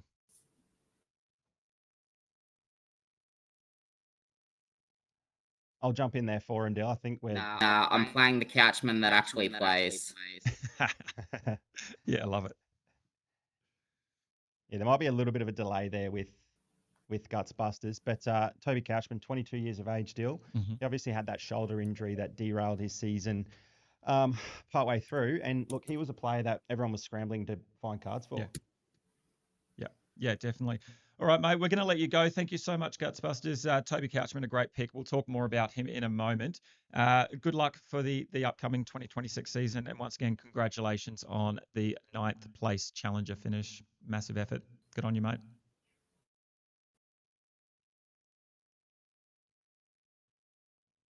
Alrighty. Too easy. Thanks so much, guys. Not very talkative. Sorry, just having a whole heap of lag, unfortunately. All right, but, Toby Couchman. Well, it's a big one there. Look, sure he was on our lists. my pick And I've got to say, I had Toby Couchman at spot 30. So he's gone quite a bit earlier. Potentially, we didn't really get an opportunity there to hear from Gutsbusters. Obviously, some delay there from him. But give us some reasons why potentially Toby's gone so early. Yeah, look, 7th highest averaging person in the edge forward position, and that was all through base. I don't think he scored any tries. He only had the one line break. Let's compare that to a few of the other players that averaged around him. Bo Fermor scored 10 tries, and Toby Couchman still out-averaged him. He was less than 1 point on average behind Alessia Katoa, selected by Prison Mike earlier, and Katoa had 12 tries. So an absolute PPM monster, someone who gets through plenty of work, someone who's got age on their side. Look, I had him in my top 40, a little bit lower than you, but the more we talk about it, we know how excited Gutsbusters was to get Toby Couchman. Yeah. This could end up being, one of the picks we talk about in a number of years' time. And but doesn't have too many cards out there either. We saw so many people scrambling for his diamonds and his bronze cards as well for the starter competition. So a bit of a curveball there, Dill. We saw him going a little bit later, but look, when you want to get your man, just like Gutsbusters did, he was super excited. He was just about couldn't even rattle off his name. He was that nervous. He couldn't that believe excited. He couldn't believe it dropped that low to him. Look, we do have Kiwis on the clock, so we'll get to his pick soon. The other thing I like about Toby Couchman is we spoke about, when he was available, he was playing through the middle, but we had him on the edge. And going back and having a look at his games through the middle versus on the edge, he actually averaged 55 minutes and 55 points in base and power when starting at the prop. And then when starting in second row, he actually averaged 60 base and power. So he actually had a better opportunity. Obviously, he had more minutes on the field, but he had a much better opportunity to score base and power there. So I really like that pick there from Gutsbusters. The other thing is, I guess, that there's no other prize card off him yet. So it means he's the only one. He's one of one, which is unreal. Look. Yep, good call. I absolutely love that. So I think we've got pick number 17 in, and that belongs to Kiwis. Congratulations, Kiwis. He was the 9th placed finisher in the classic competition. And for pick 17, Kiwis has selected. Here he is. Tommy's favourite player in Dave Fafita for the Gold Coast Titans. Look, I'm going to be honest. I had him on my list outside my top 40 because I just didn't know where to put him because of this season. Obviously, he just was not featured. I thought he was going to have a massive season this season, the way that he's played over the last couple of years. But look, he hardly took the field. When he was on, he started off the bench a lot of his games, and we just didn't see that production from him that we've seen in the past. So, look, I think it's a great pick because we know what he can do.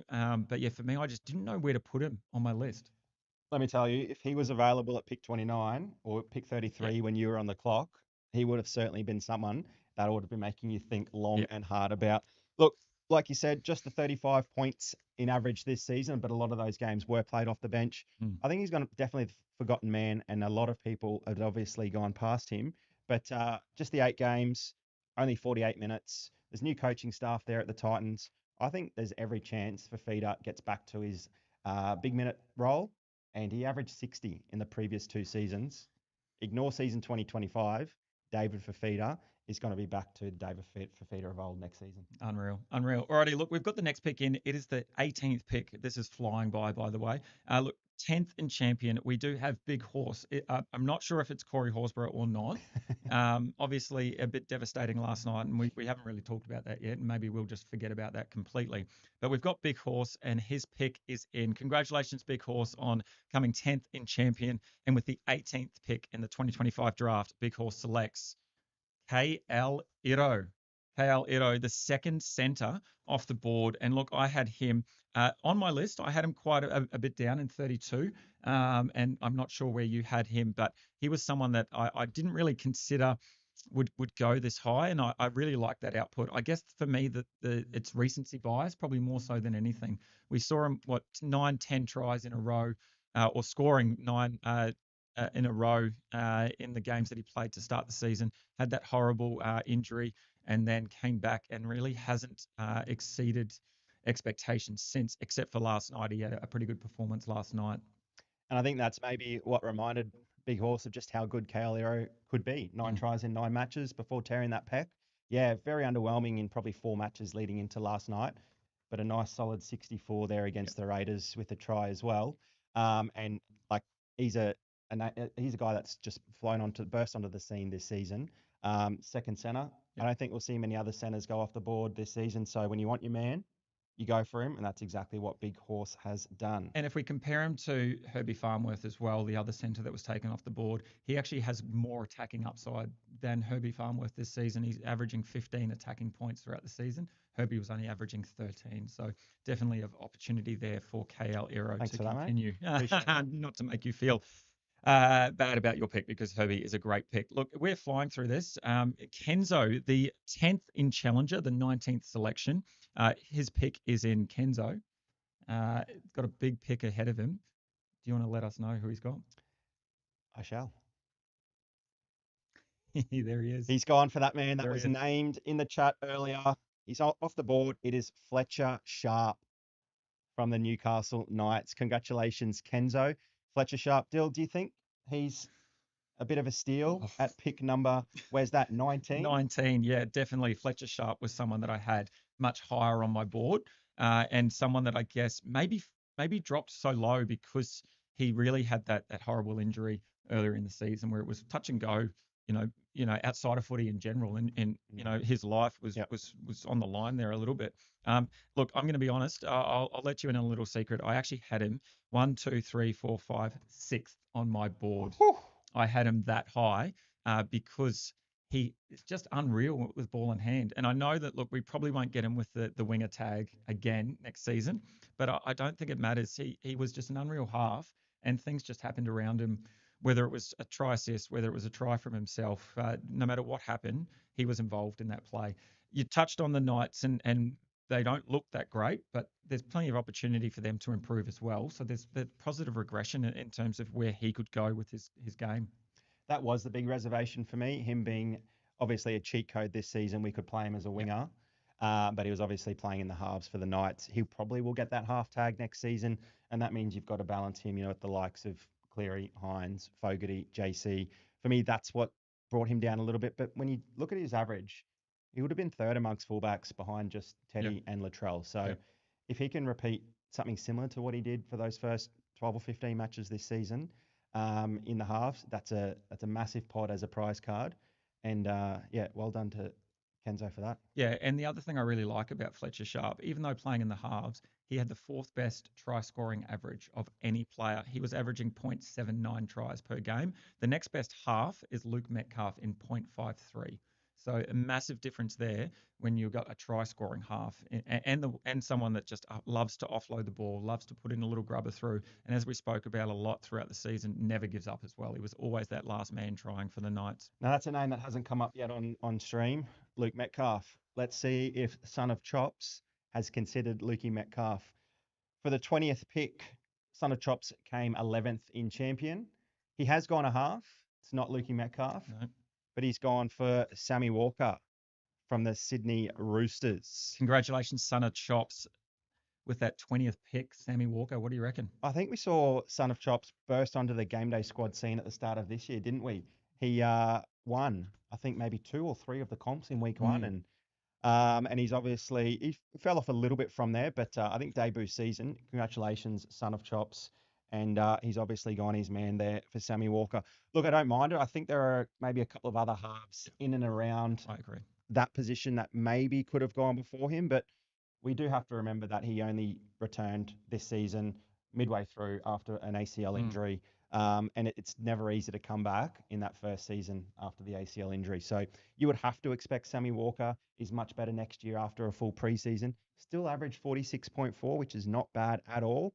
Look, he's playing for a gun team, another year older. This might not necessarily be a pick for next year, but it's certainly a pick for many years to come. Yeah, and as you touched on, only had the 8 games returning from injury, but still averaged 50 there. And, we talked about earlier, when he first returned, there was probably some downside to his game in terms of helping others around him. And James Tedesco was one of those that suffered a little bit. But since those few games, they got back together and they've just been enormous there. And almost the two of them were the reasons why the Roosters made the finals. Look, just having a look at the comments over on YouTube, Rainsy's commented through. He spoke to me earlier in the day. It's MVP. And he threw out a little trade potentially of draft picks. And he put it to me whether we wanted to maybe do a trade or maybe even a sale. And sitting here now in the hot seat, I'm going to say sorry, mate, but I'm going to deny that request. I've got a couple of players up my sleeve that I'm pretty keen on.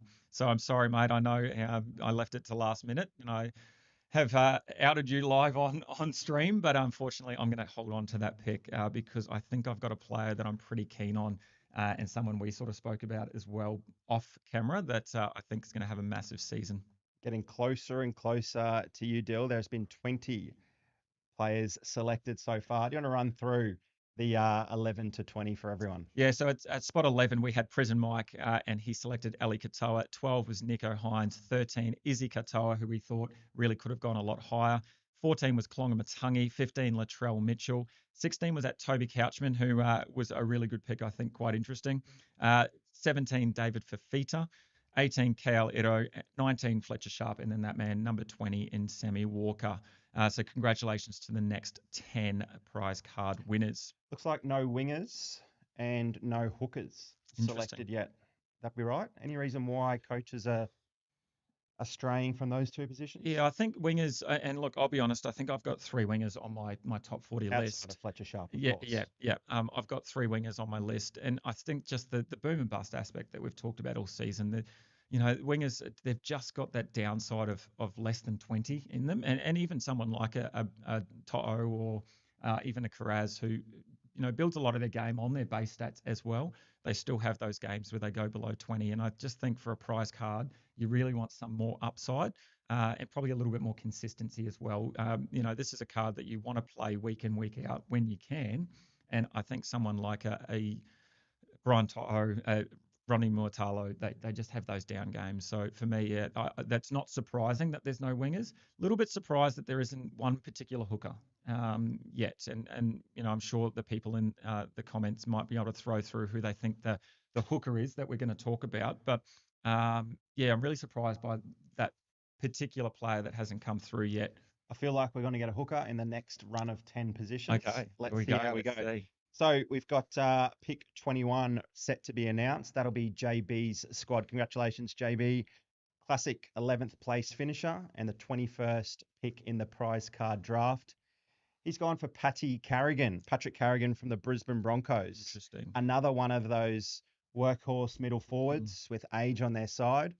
Bronx obviously in a bit of a golden patch at the moment with the one game away from another grand final, and hopefully they can right a few wrongs from their previous attempt. But What do you make of the Paddy Carrigan selection here at pick 21? Yeah, it's an interesting one, and I guess part of the strategy that we might not see an insight to is what the makeup of the squad looks like already, and whether that these coaches have particular players that they want to fill out a squad or have some strategy around there. So I find someone like Paddy Carrigan probably loses a little bit of value when Payne Haas is on the field. I think the stats sort of show that Paddy Carrigan's at his best when Payne Haas isn't there. The other thing for me that may be of concern is we're not quite sure what his role will be next season. We saw him play a little bit of prop earlier in the season. He can play that lock role, but they've got plenty of young blokes coming through as well that are really showing and standing up. Particularly, when Paddy Carrigan goes and does something dumb and gets himself suspended for a couple of games.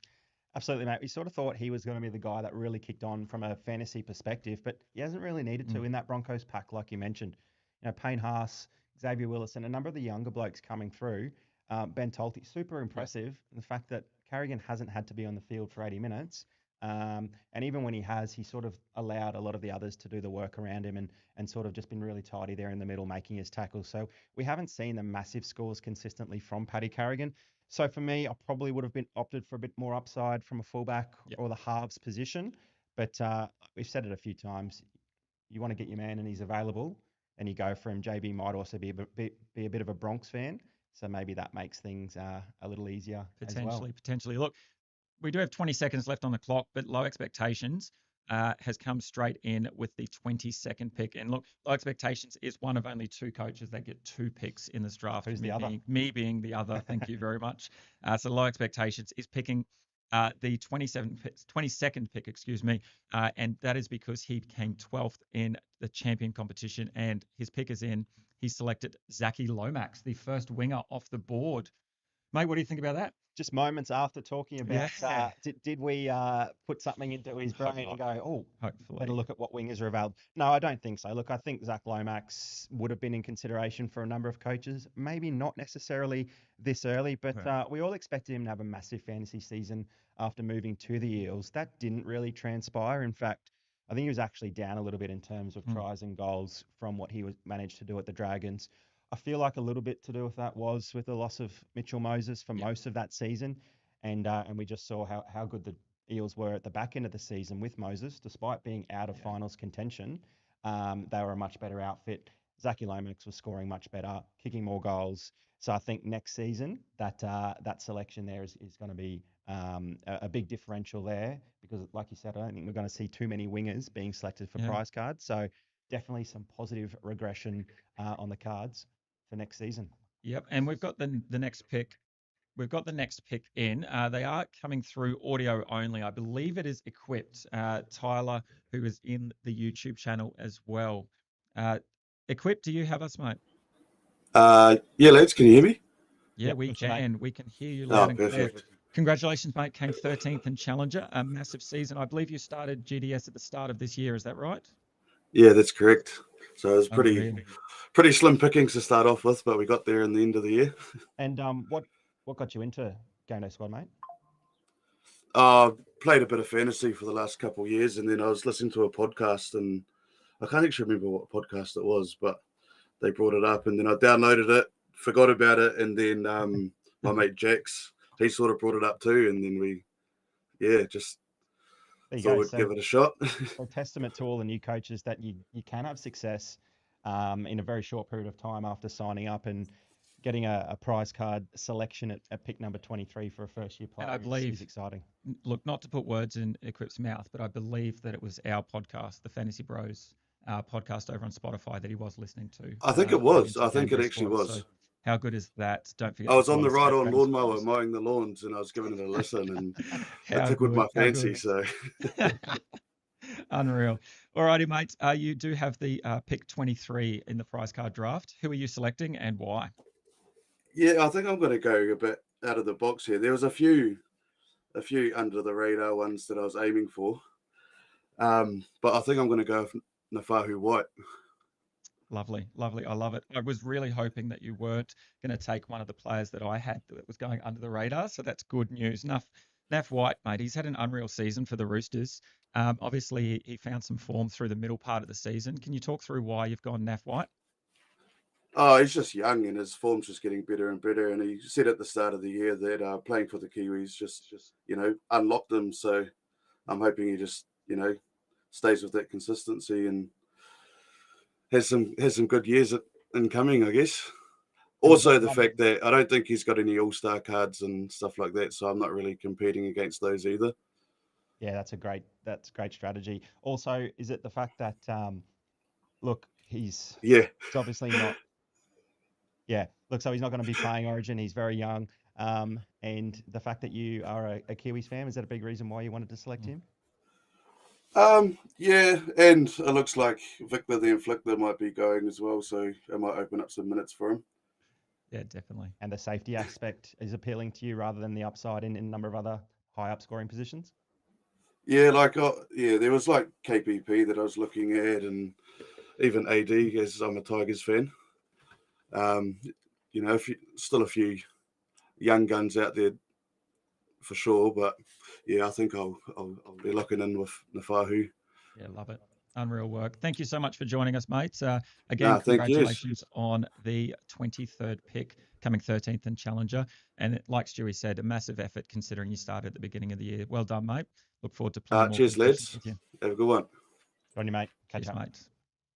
Alrighty, there it is. Naf White, definitely someone that I had on my list. And look, you just have to go back to the start of the year when we had our kickoff show, kick off the season with the game day squad, and James Tedesco joined us, and he spoke highly of Naf White and said that it's definitely one player to look out for this season. And as a result, Equips picked him up there.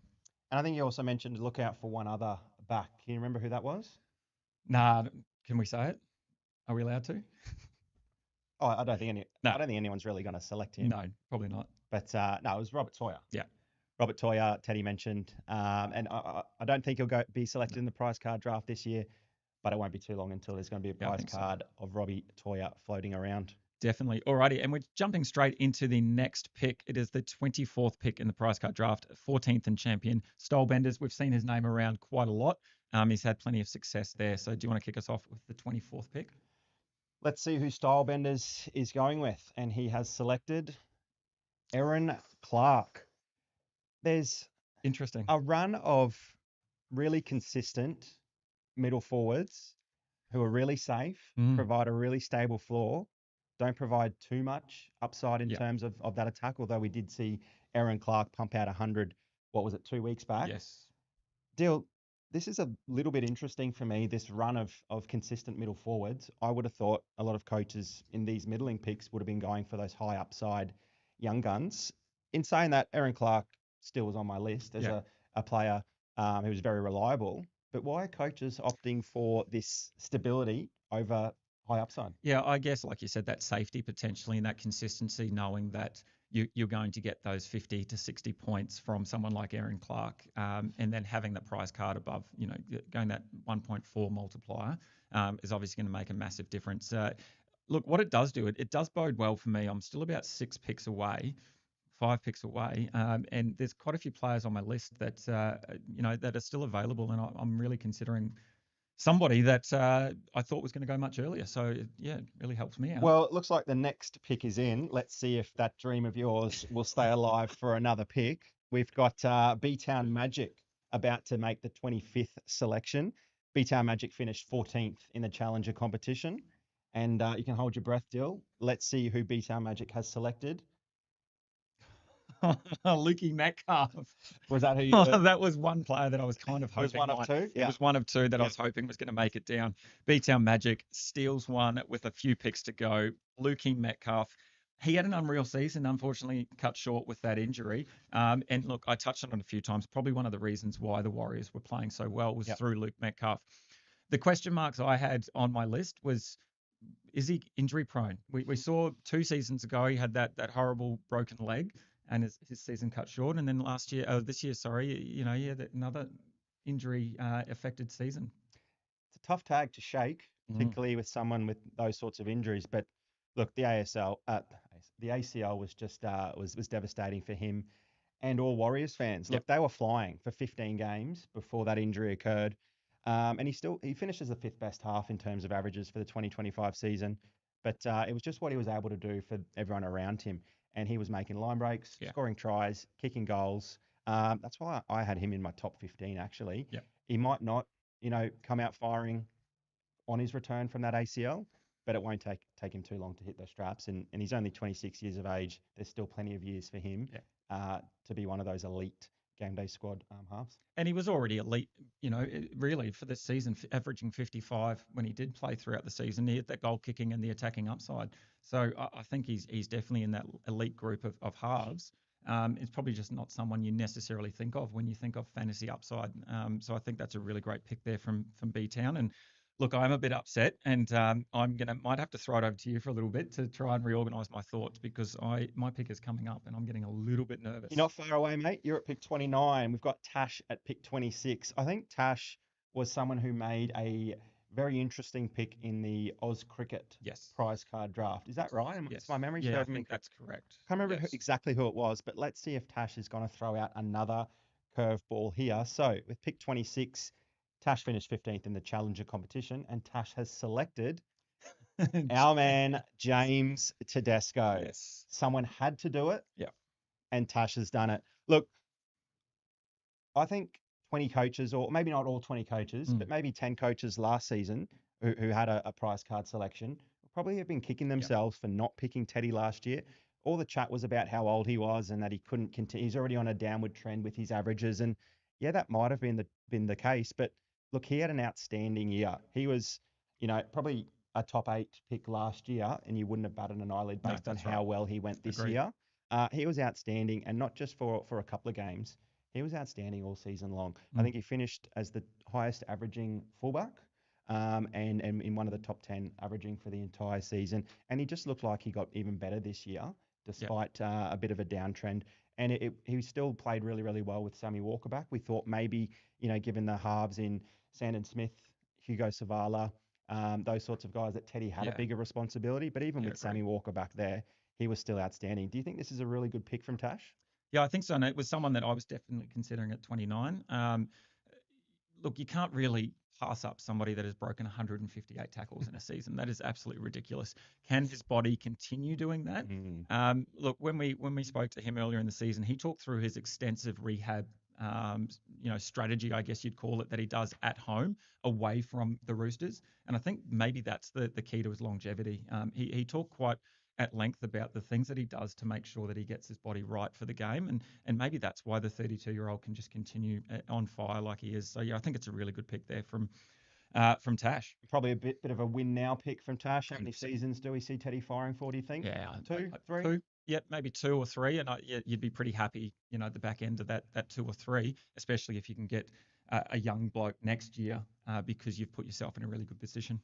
Yep. Love it. Rightio. Getting another step closer to your pick, and I think you've still got your man on your draft board. Let's see if Holster Heroes has anything to say about that.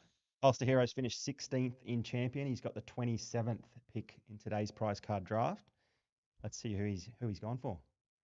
He's gone for big Tino Fa'asuamaleaui from the Gold Coast Titans. Yeah. Other man who had a season derailed last year through injury. He came back. Obviously, after that ACL injury is really tough, mostly for those guys that have to move a lot laterally. And Tino's got a really big power game, and he does break a lot of tackles and plenty of offloads. He didn't quite seem to be the Tino that we've seen in previous years, but maybe it was just this year that he needed to blow out a bit of steam, and he'll be fit and firing next year. New coaching staff, David Fafita back for 80 minutes. Jaden Campbell's on the rise. I think the Gold Coast Titans are only going to get better. And we talk about playing him a lot in our game day squad sides weekly, just because of how much he rips in and how much he loves his football side and how much he loves racking up those fantasy points. It's probably the missed tackles and the errors when he overplays his hand a little bit too much. I don't mind this pick this late on in the draft. There's a bit of upside and ages on his side as well. And we talked through earlier in the season, just the minutes that he was getting through. He would go off for a 7-minute spell and get straight back on the field. Like that kind of stuff from a middle forward is unreal to see. And obviously he wanted to be on the park and wanted to lead the team from the front. So yeah, hopefully Tino just has another step forward and really just is able to progress and have a really good season in 2026. All right, we've got one more pick out of the way, and it's you, Dill, and you've got to get through the Fez Monkeys. We know that Fez is elite at any single sport he takes on. He's involved in plenty of Yep. prize card drafts, so he knows how to select the players that are going to benefit his sides. Let's see if he's going to put a dagger into your selection with the 28th pick, finishing 17th in champion. Fez Monkeys has opted for Jacob Carraz. It's a big smile on my face because it didn't affect my game at all there. So congratulations to Fez Monkeys, 17th in champion, as you said, taking Jacob Carraz. And look, Jacob Carraz had a massive season this year. I think probably, again, another bloke that probably had a breakout season, really leading from the front. He was devastating both with ball in hand. He was able to make his tackles, and then he loved a little offload. And we spoke about a lot that we didn't necessarily need a try from him to still get a decent score. Compare that to someone like Nawakani Tuaze, your Brian To'os, etc., where you might need a try or two from them to really get a decent score. Carraz was able to do that without that necessarily. He loved an offload. He even didn't mind a try assist as well. So, yeah, really happy for that pick, not just for my benefit, but also for Fez Monkey's benefit. Doggies on the rise as well. They're a much better football side this year. They're going to be better next year as well. So, yeah, I don't mind the selection there, but I can see the big grin spreading right across your face because you are on the clock very shortly. Yeah, look, Cal has put in the comments, a pack is up for grabs if they could guess my pick at 29. So we've got a few coming through. We've got JJ, saying Ponga, Taylor saying Taylor May.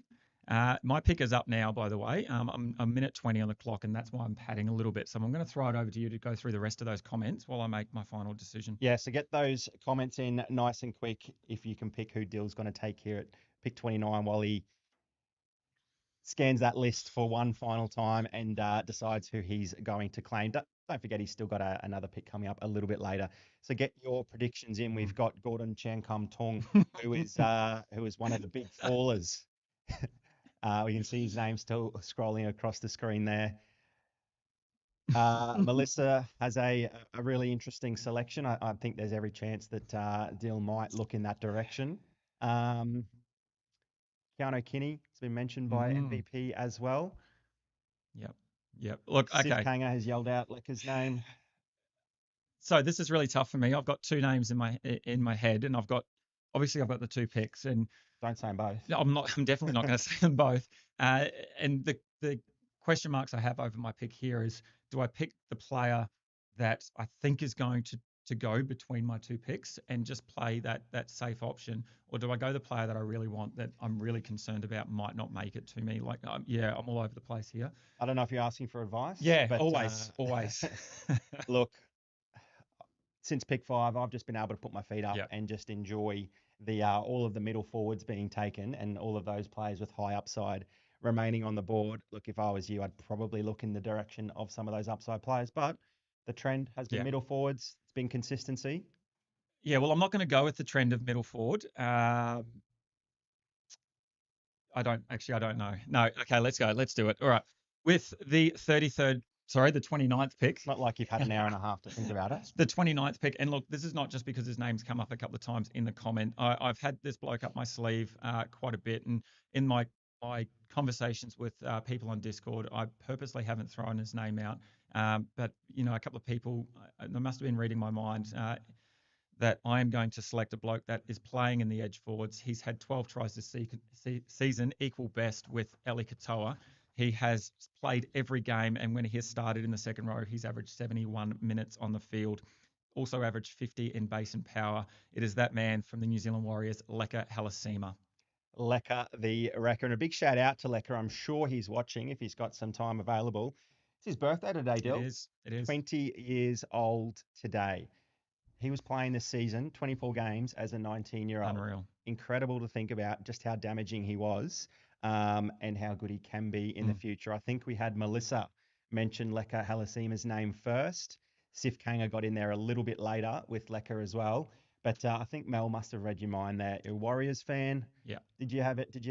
She's obviously done a lot for both the Fantasy Bros and Game Day Squad. Did you have to run by a few picks through her? Look, I'm going to be honest. I did not run my picks by anybody. I purposely kept them pretty quiet. I did mention to a couple of coaches earlier today that that I had a couple of blokes listed somewhere in terms of James Tedesco and Nico Hines as well, who I thought were going to go where I thought they were going to go. But Lika Halasima is one player that I really kept close to my chest because I thought that it would be a player that not many people would consider. If you sorted by averages, his average is quite low, but it's that upside that he has, that the fact that he's 20 years old, like you said, 19 playing this season, played all games for the Warriors. Obviously came off the bench in a couple of games, started at prop for a couple of games, but just an absolute weapon when playing that 80 minutes. I think he had 8 games at 80 minutes on the edge, and it's just absolutely unreal to see what he's done.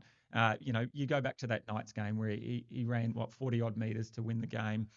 You have a look at what he's done in terms of try scoring ability. I think he's just got a massive upside. And we were chatting earlier. I think he's signed till 2029 at the Warriors. So they obviously, want to invest a lot in him, and hopefully they can keep him there. Just quickly, those 80-minute games that you mentioned, he was averaging comparable numbers to the likes of Hamale Olakwatu and Alicia Katoa. Blokes in that position that are known for their tackle breaking and try scoring ability. And when he gets the 80 minutes, he's alongside those names. So you happy with that pick? Oh, yeah. Breathe a little bit. Oh, yeah. Breathe a little bit better now? Yeah. All right, let's move on to Omelette then. Omelette with pick number 30 for the 18th place finish in Champion. Congratulations, Omelette. Mate, there's plenty of excellent options still on that board. Yes, is Omelette going to take one of them? Let's find out. There it is. I said that we'd have a hooker go in the next 10 picks. There he is. Omelette has selected Blake Brayley. Unreal. With pick number 30 of the prize card draft. And he's gone before Harry Grant. Is that the right decision? Yeah, I think that is the right decision. It's probably the first time we've seen, maybe in 5 years, I don't know exactly, that there's been a hooker that has outscored or out-averaged Harry Grant. And for good reason. I think he's gone before Harry Grant. I'd be surprised if anyone took Harry Grant after that.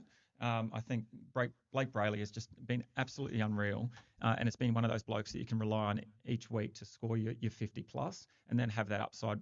You talked about earlier in the season, he just needed to step up his running game, and you watched that game last night. He was all over the shop running left, right, and centre. So I think it's a great option there. And doing it easy as well. You see him getting up, sort of grinning and smiling whenever he catches a tired middle forward off guard and gets a 6 again or a penalty.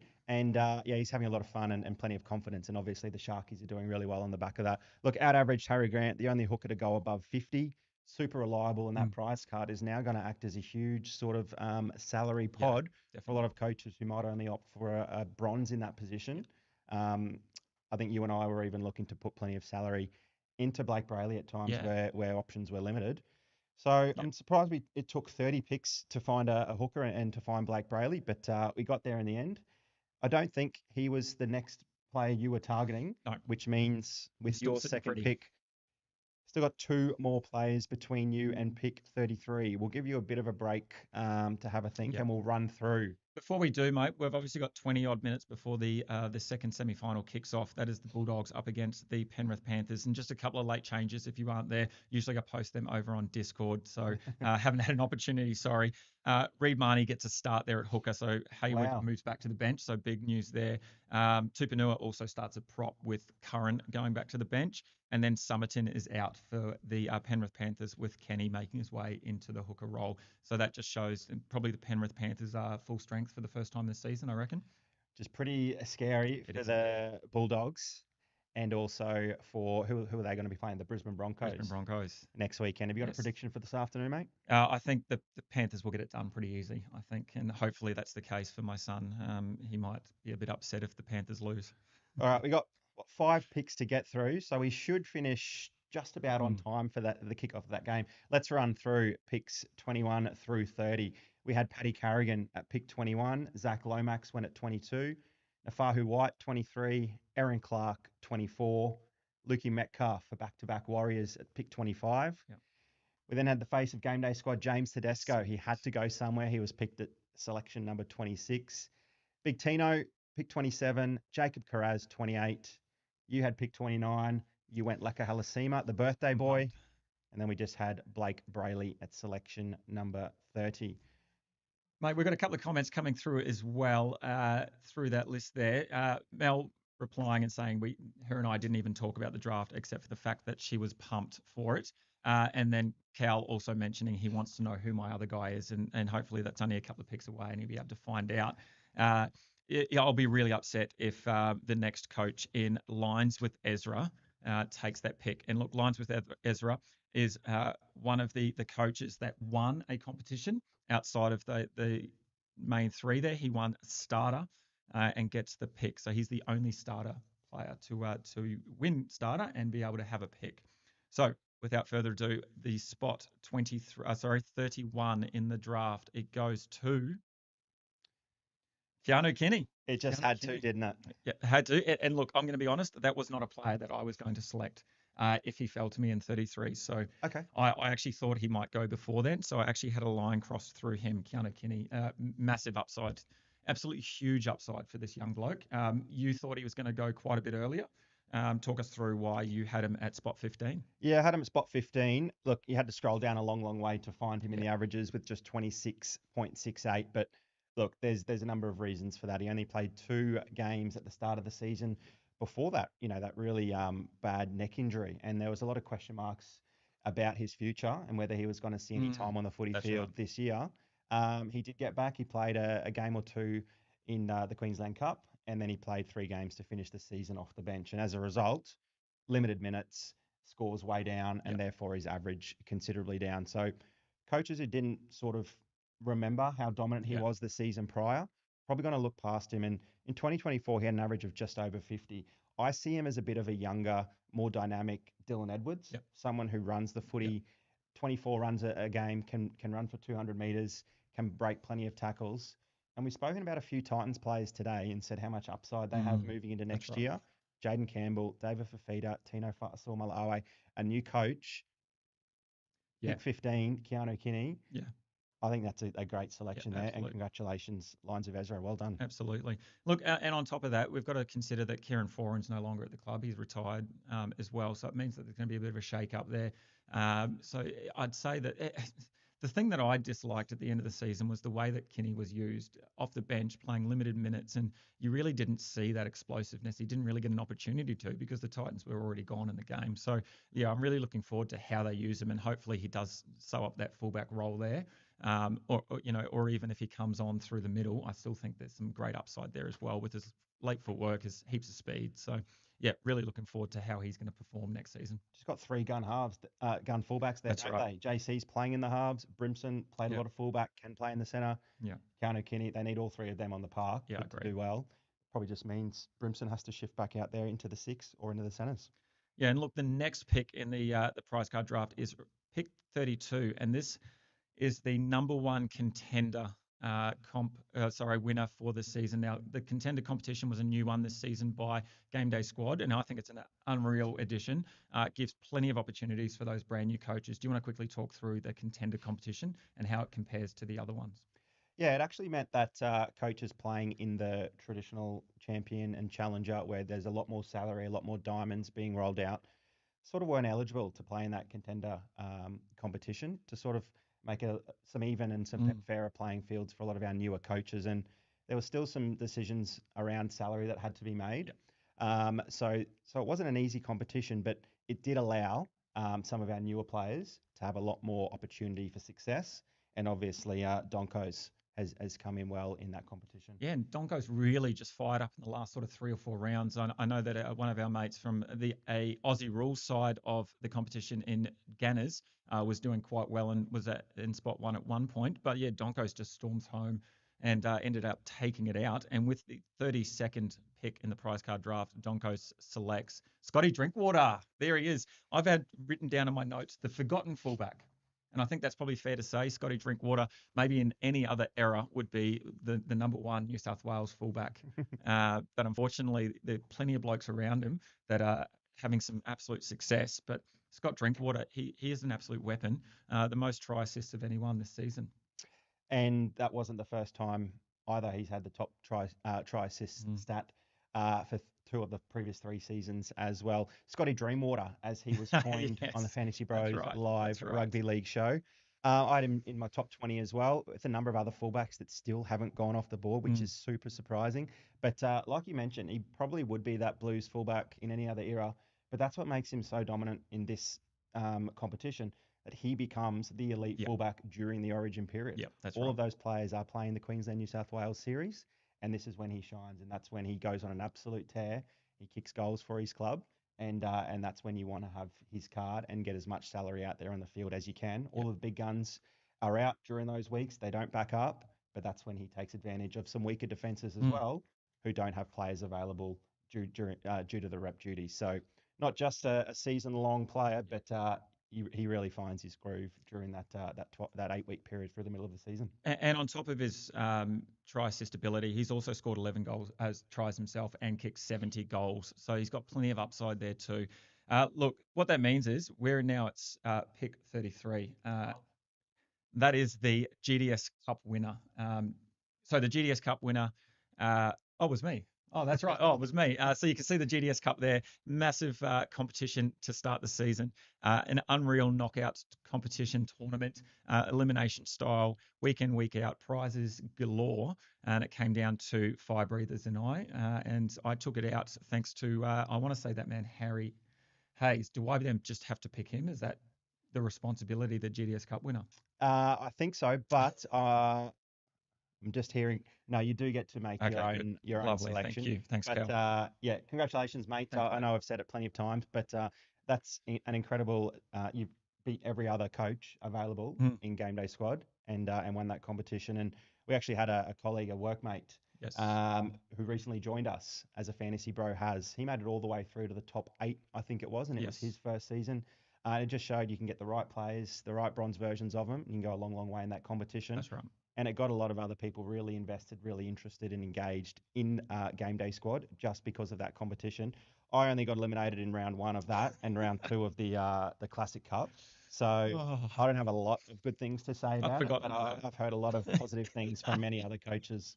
I think 2026 is my year. Yeah, for sure. Look, and you touched on before, after Scotty Dreamwater went then, there are still a number of elite fullbacks. And I guess that's where I'm going to land now with my pick. And look, there's 3 blokes that I'm sort of throwing around in my head that I'm not quite sure where to go. I've got one in mind because I had one player in particular that I actually had ranked 13th on my list. And I'm surprised that all 3 of these guys haven't gone sooner. But with my pick, I'm going to take Ryan Pappenhausen of the Melbourne Storm. I think, look, besides his absolute lovely flowing hair when he's at full speed, he's had an unreal season. Obviously, he had that injury a couple of years ago that was pretty devastating, and it took some time for him to come back. And he's just starting to hit the straps again. And I think he's really performing quite well. He's got plenty of upside, making plenty of line breaks. He's scoring plenty of tries, and he's got that goal kicking upside as well. And the Melbourne Storm, we know how good they are each and every season. It doesn't matter what they do; they just seem to get better and better. So yeah, I'm really happy with that pick of Ryan Pappenhausen. One of the other blokes that I was considering, who Mel just commented, was Hammer as well. I'm really surprised that I actually surprised myself a little bit that I didn't take him, to be honest. Did you know he was available? I did know he was available. Yes, I do know. Yes. I actually had to quickly check the top 30 that he hadn't been taken because I hadn't crossed him off in my list, and I thought surely the Hammer would be taken by now. But Ryan Pappenhausen, you alluded to his health.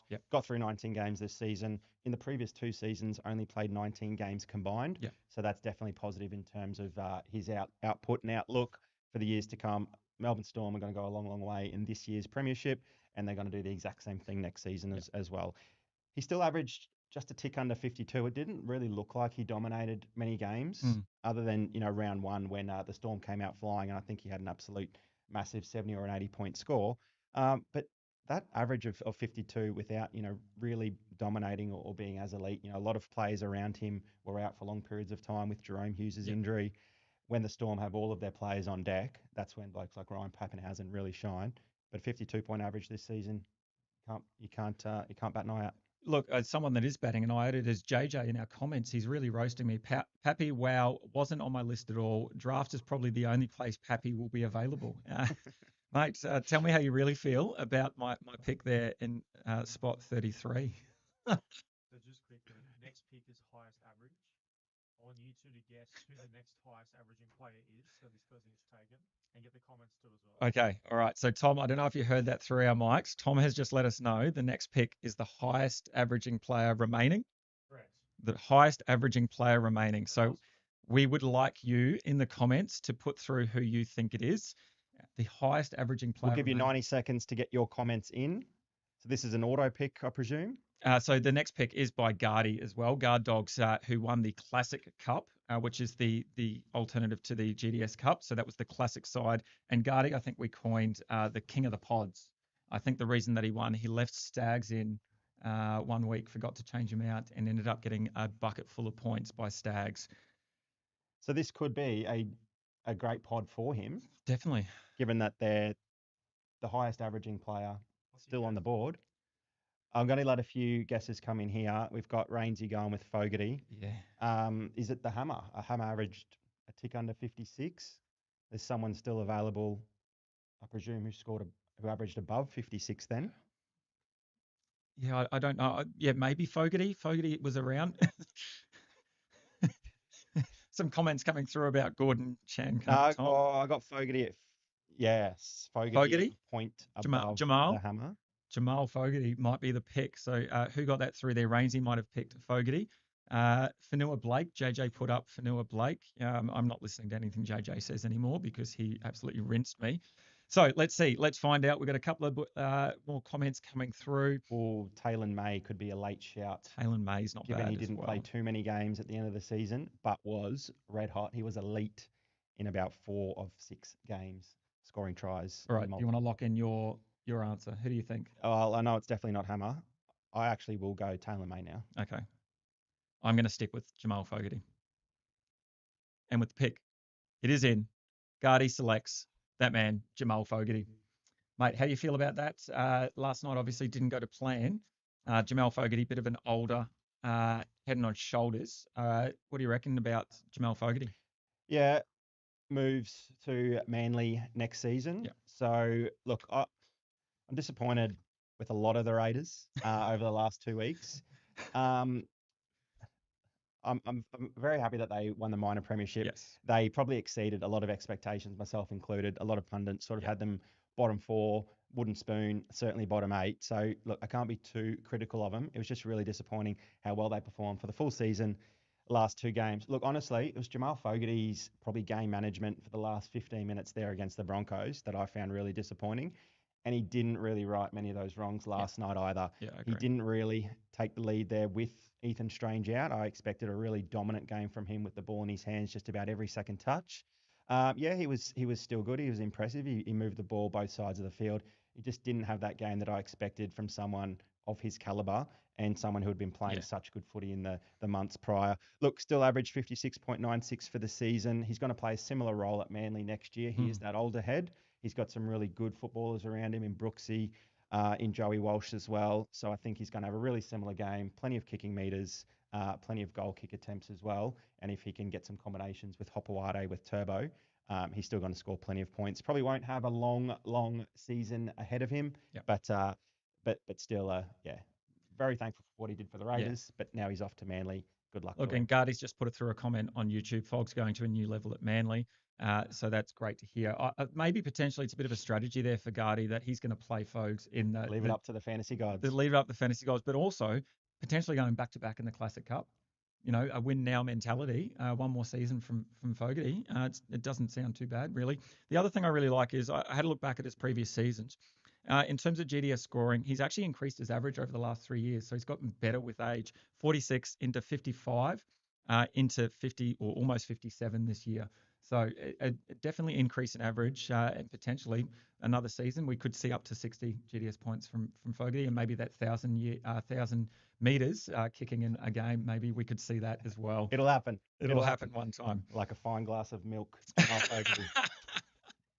Love it. Alrighty, we are down to the last pick in the 2025 prize card draft. We got there. Look, this is the winner of the Queensland versus New South Wales competition. So low expectations. He gets a second pick in this prize card draft. We often refer to the last player picked in the draft as Mr. Irrelevant. Do you want to hazard a guess who do you think Mr. Irrelevant might be this year? Look, I tell you, whoever he picks is not going to be Mr. Irrelevant. Not at all. Because there are some fantastic names still on the board. We're almost at 4 o'clock. We don't want to sell this pick short because it's a great achievement from low expectations. Well done. I'm going to go with a fullback in Hammer or Kalen Ponga. Yeah, I agree. I think Kalen Ponga might be the next one up. Let's see who he's got with the last pick in the 2025 draft. The 35th pick is Dylan Edwards. It was a It fullback. was a fullback. It was a fullback. Dylan Edwards, 29 years old, probably didn't have the greatest season that he's had in the past, but it was still super consistent. I still think he had some really good performances. He probably just had some down games, which probably stuck in my mind a little bit in the last few weeks that probably left a bit of a sour taste in my mouth. Yeah, mate, 10 points down in average compared to last season. He did obviously have a few more kicks at goal last year in Nathan Cleary's absence, so that's obviously going to take a hit to the average. But he just looked a little bit tired, a little bit, worse than he had been in past season, and maybe just the toll of, Panthers playing right to the grand final every year, Queensland versus New South Wales and rep duties. He's had some Kangaroos matches as well. He just looked tired. Maybe he just needs a break over the off season, refresh. He'll come out fit and firing. We know he'll goal kick whenever Nathan Cleary's not playing. So there's the little bit of bonus that you can have in your side. I don't mind the pick. Probably would have looked at youth there, but looks like low expectations is going for that win now pick. Who's low expectations doubling that with? Who did they go at 22? You got that in front of you, Tom? Zachy Lomax. Yeah, okay. Zachy Lomax. So some nice youth, bit of that pot out there on the wing, and some nice point scoring reliability there in the fullback position. Yeah, love it. Love it. All righty. Well, there it is. It is almost 4:05, so perfect time to finish getting ready for the footy. We did throw it out earlier in the week. We might have a little watch along. We might head somewhere to go and watch the game. We are down the coast, so if you are in the area, we'd love to get down and watch the game with you. Thank you to everyone who joined us live as well as on the YouTube channel, sending through their comments. I think there's a few packs to be given away after a couple of comments there from a few in the audience. Look, another massive season. We want to say a massive thank you to all the boys and girls at Game Day Squad.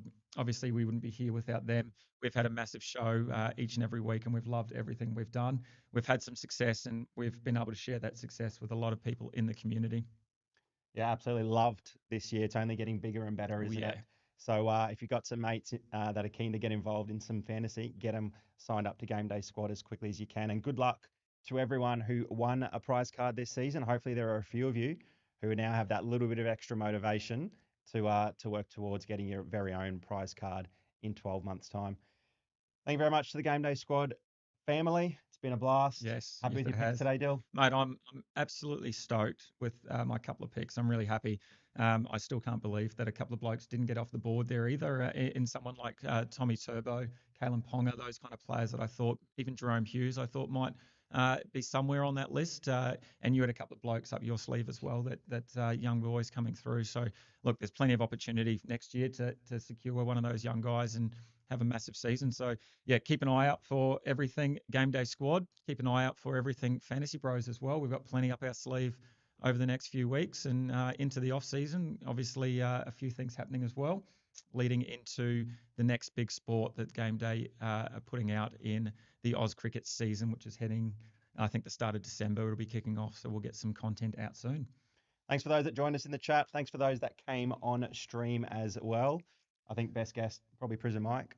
Yeah, definitely best guess, either Prison Mike or James Tedesco. I'm still stoked that he joined us live. I can't believe he could go out of his way to get on stream. Look, a massive thank you to Cal and Tom doing all the behind the scenes work here. Tom, thank you very much for helping us out, Cal, with all of the comments through on YouTube. Have a wonderful day. Good luck with the rest of your finals competition this week, as well as over the next few weeks. Don't forget to join us each and every Wednesday, Fantasy Bros at Fantasy Bros AU, and making sure you are still getting all your mates involved. There's still plenty of time and plenty of prizes to be won. Thank you. Thanks everyone. Cheers, Dale. Have a good afternoon. See you later.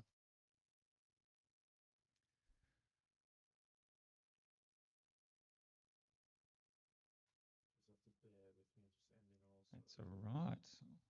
Who was the highest player on your list? Still available? Hammer.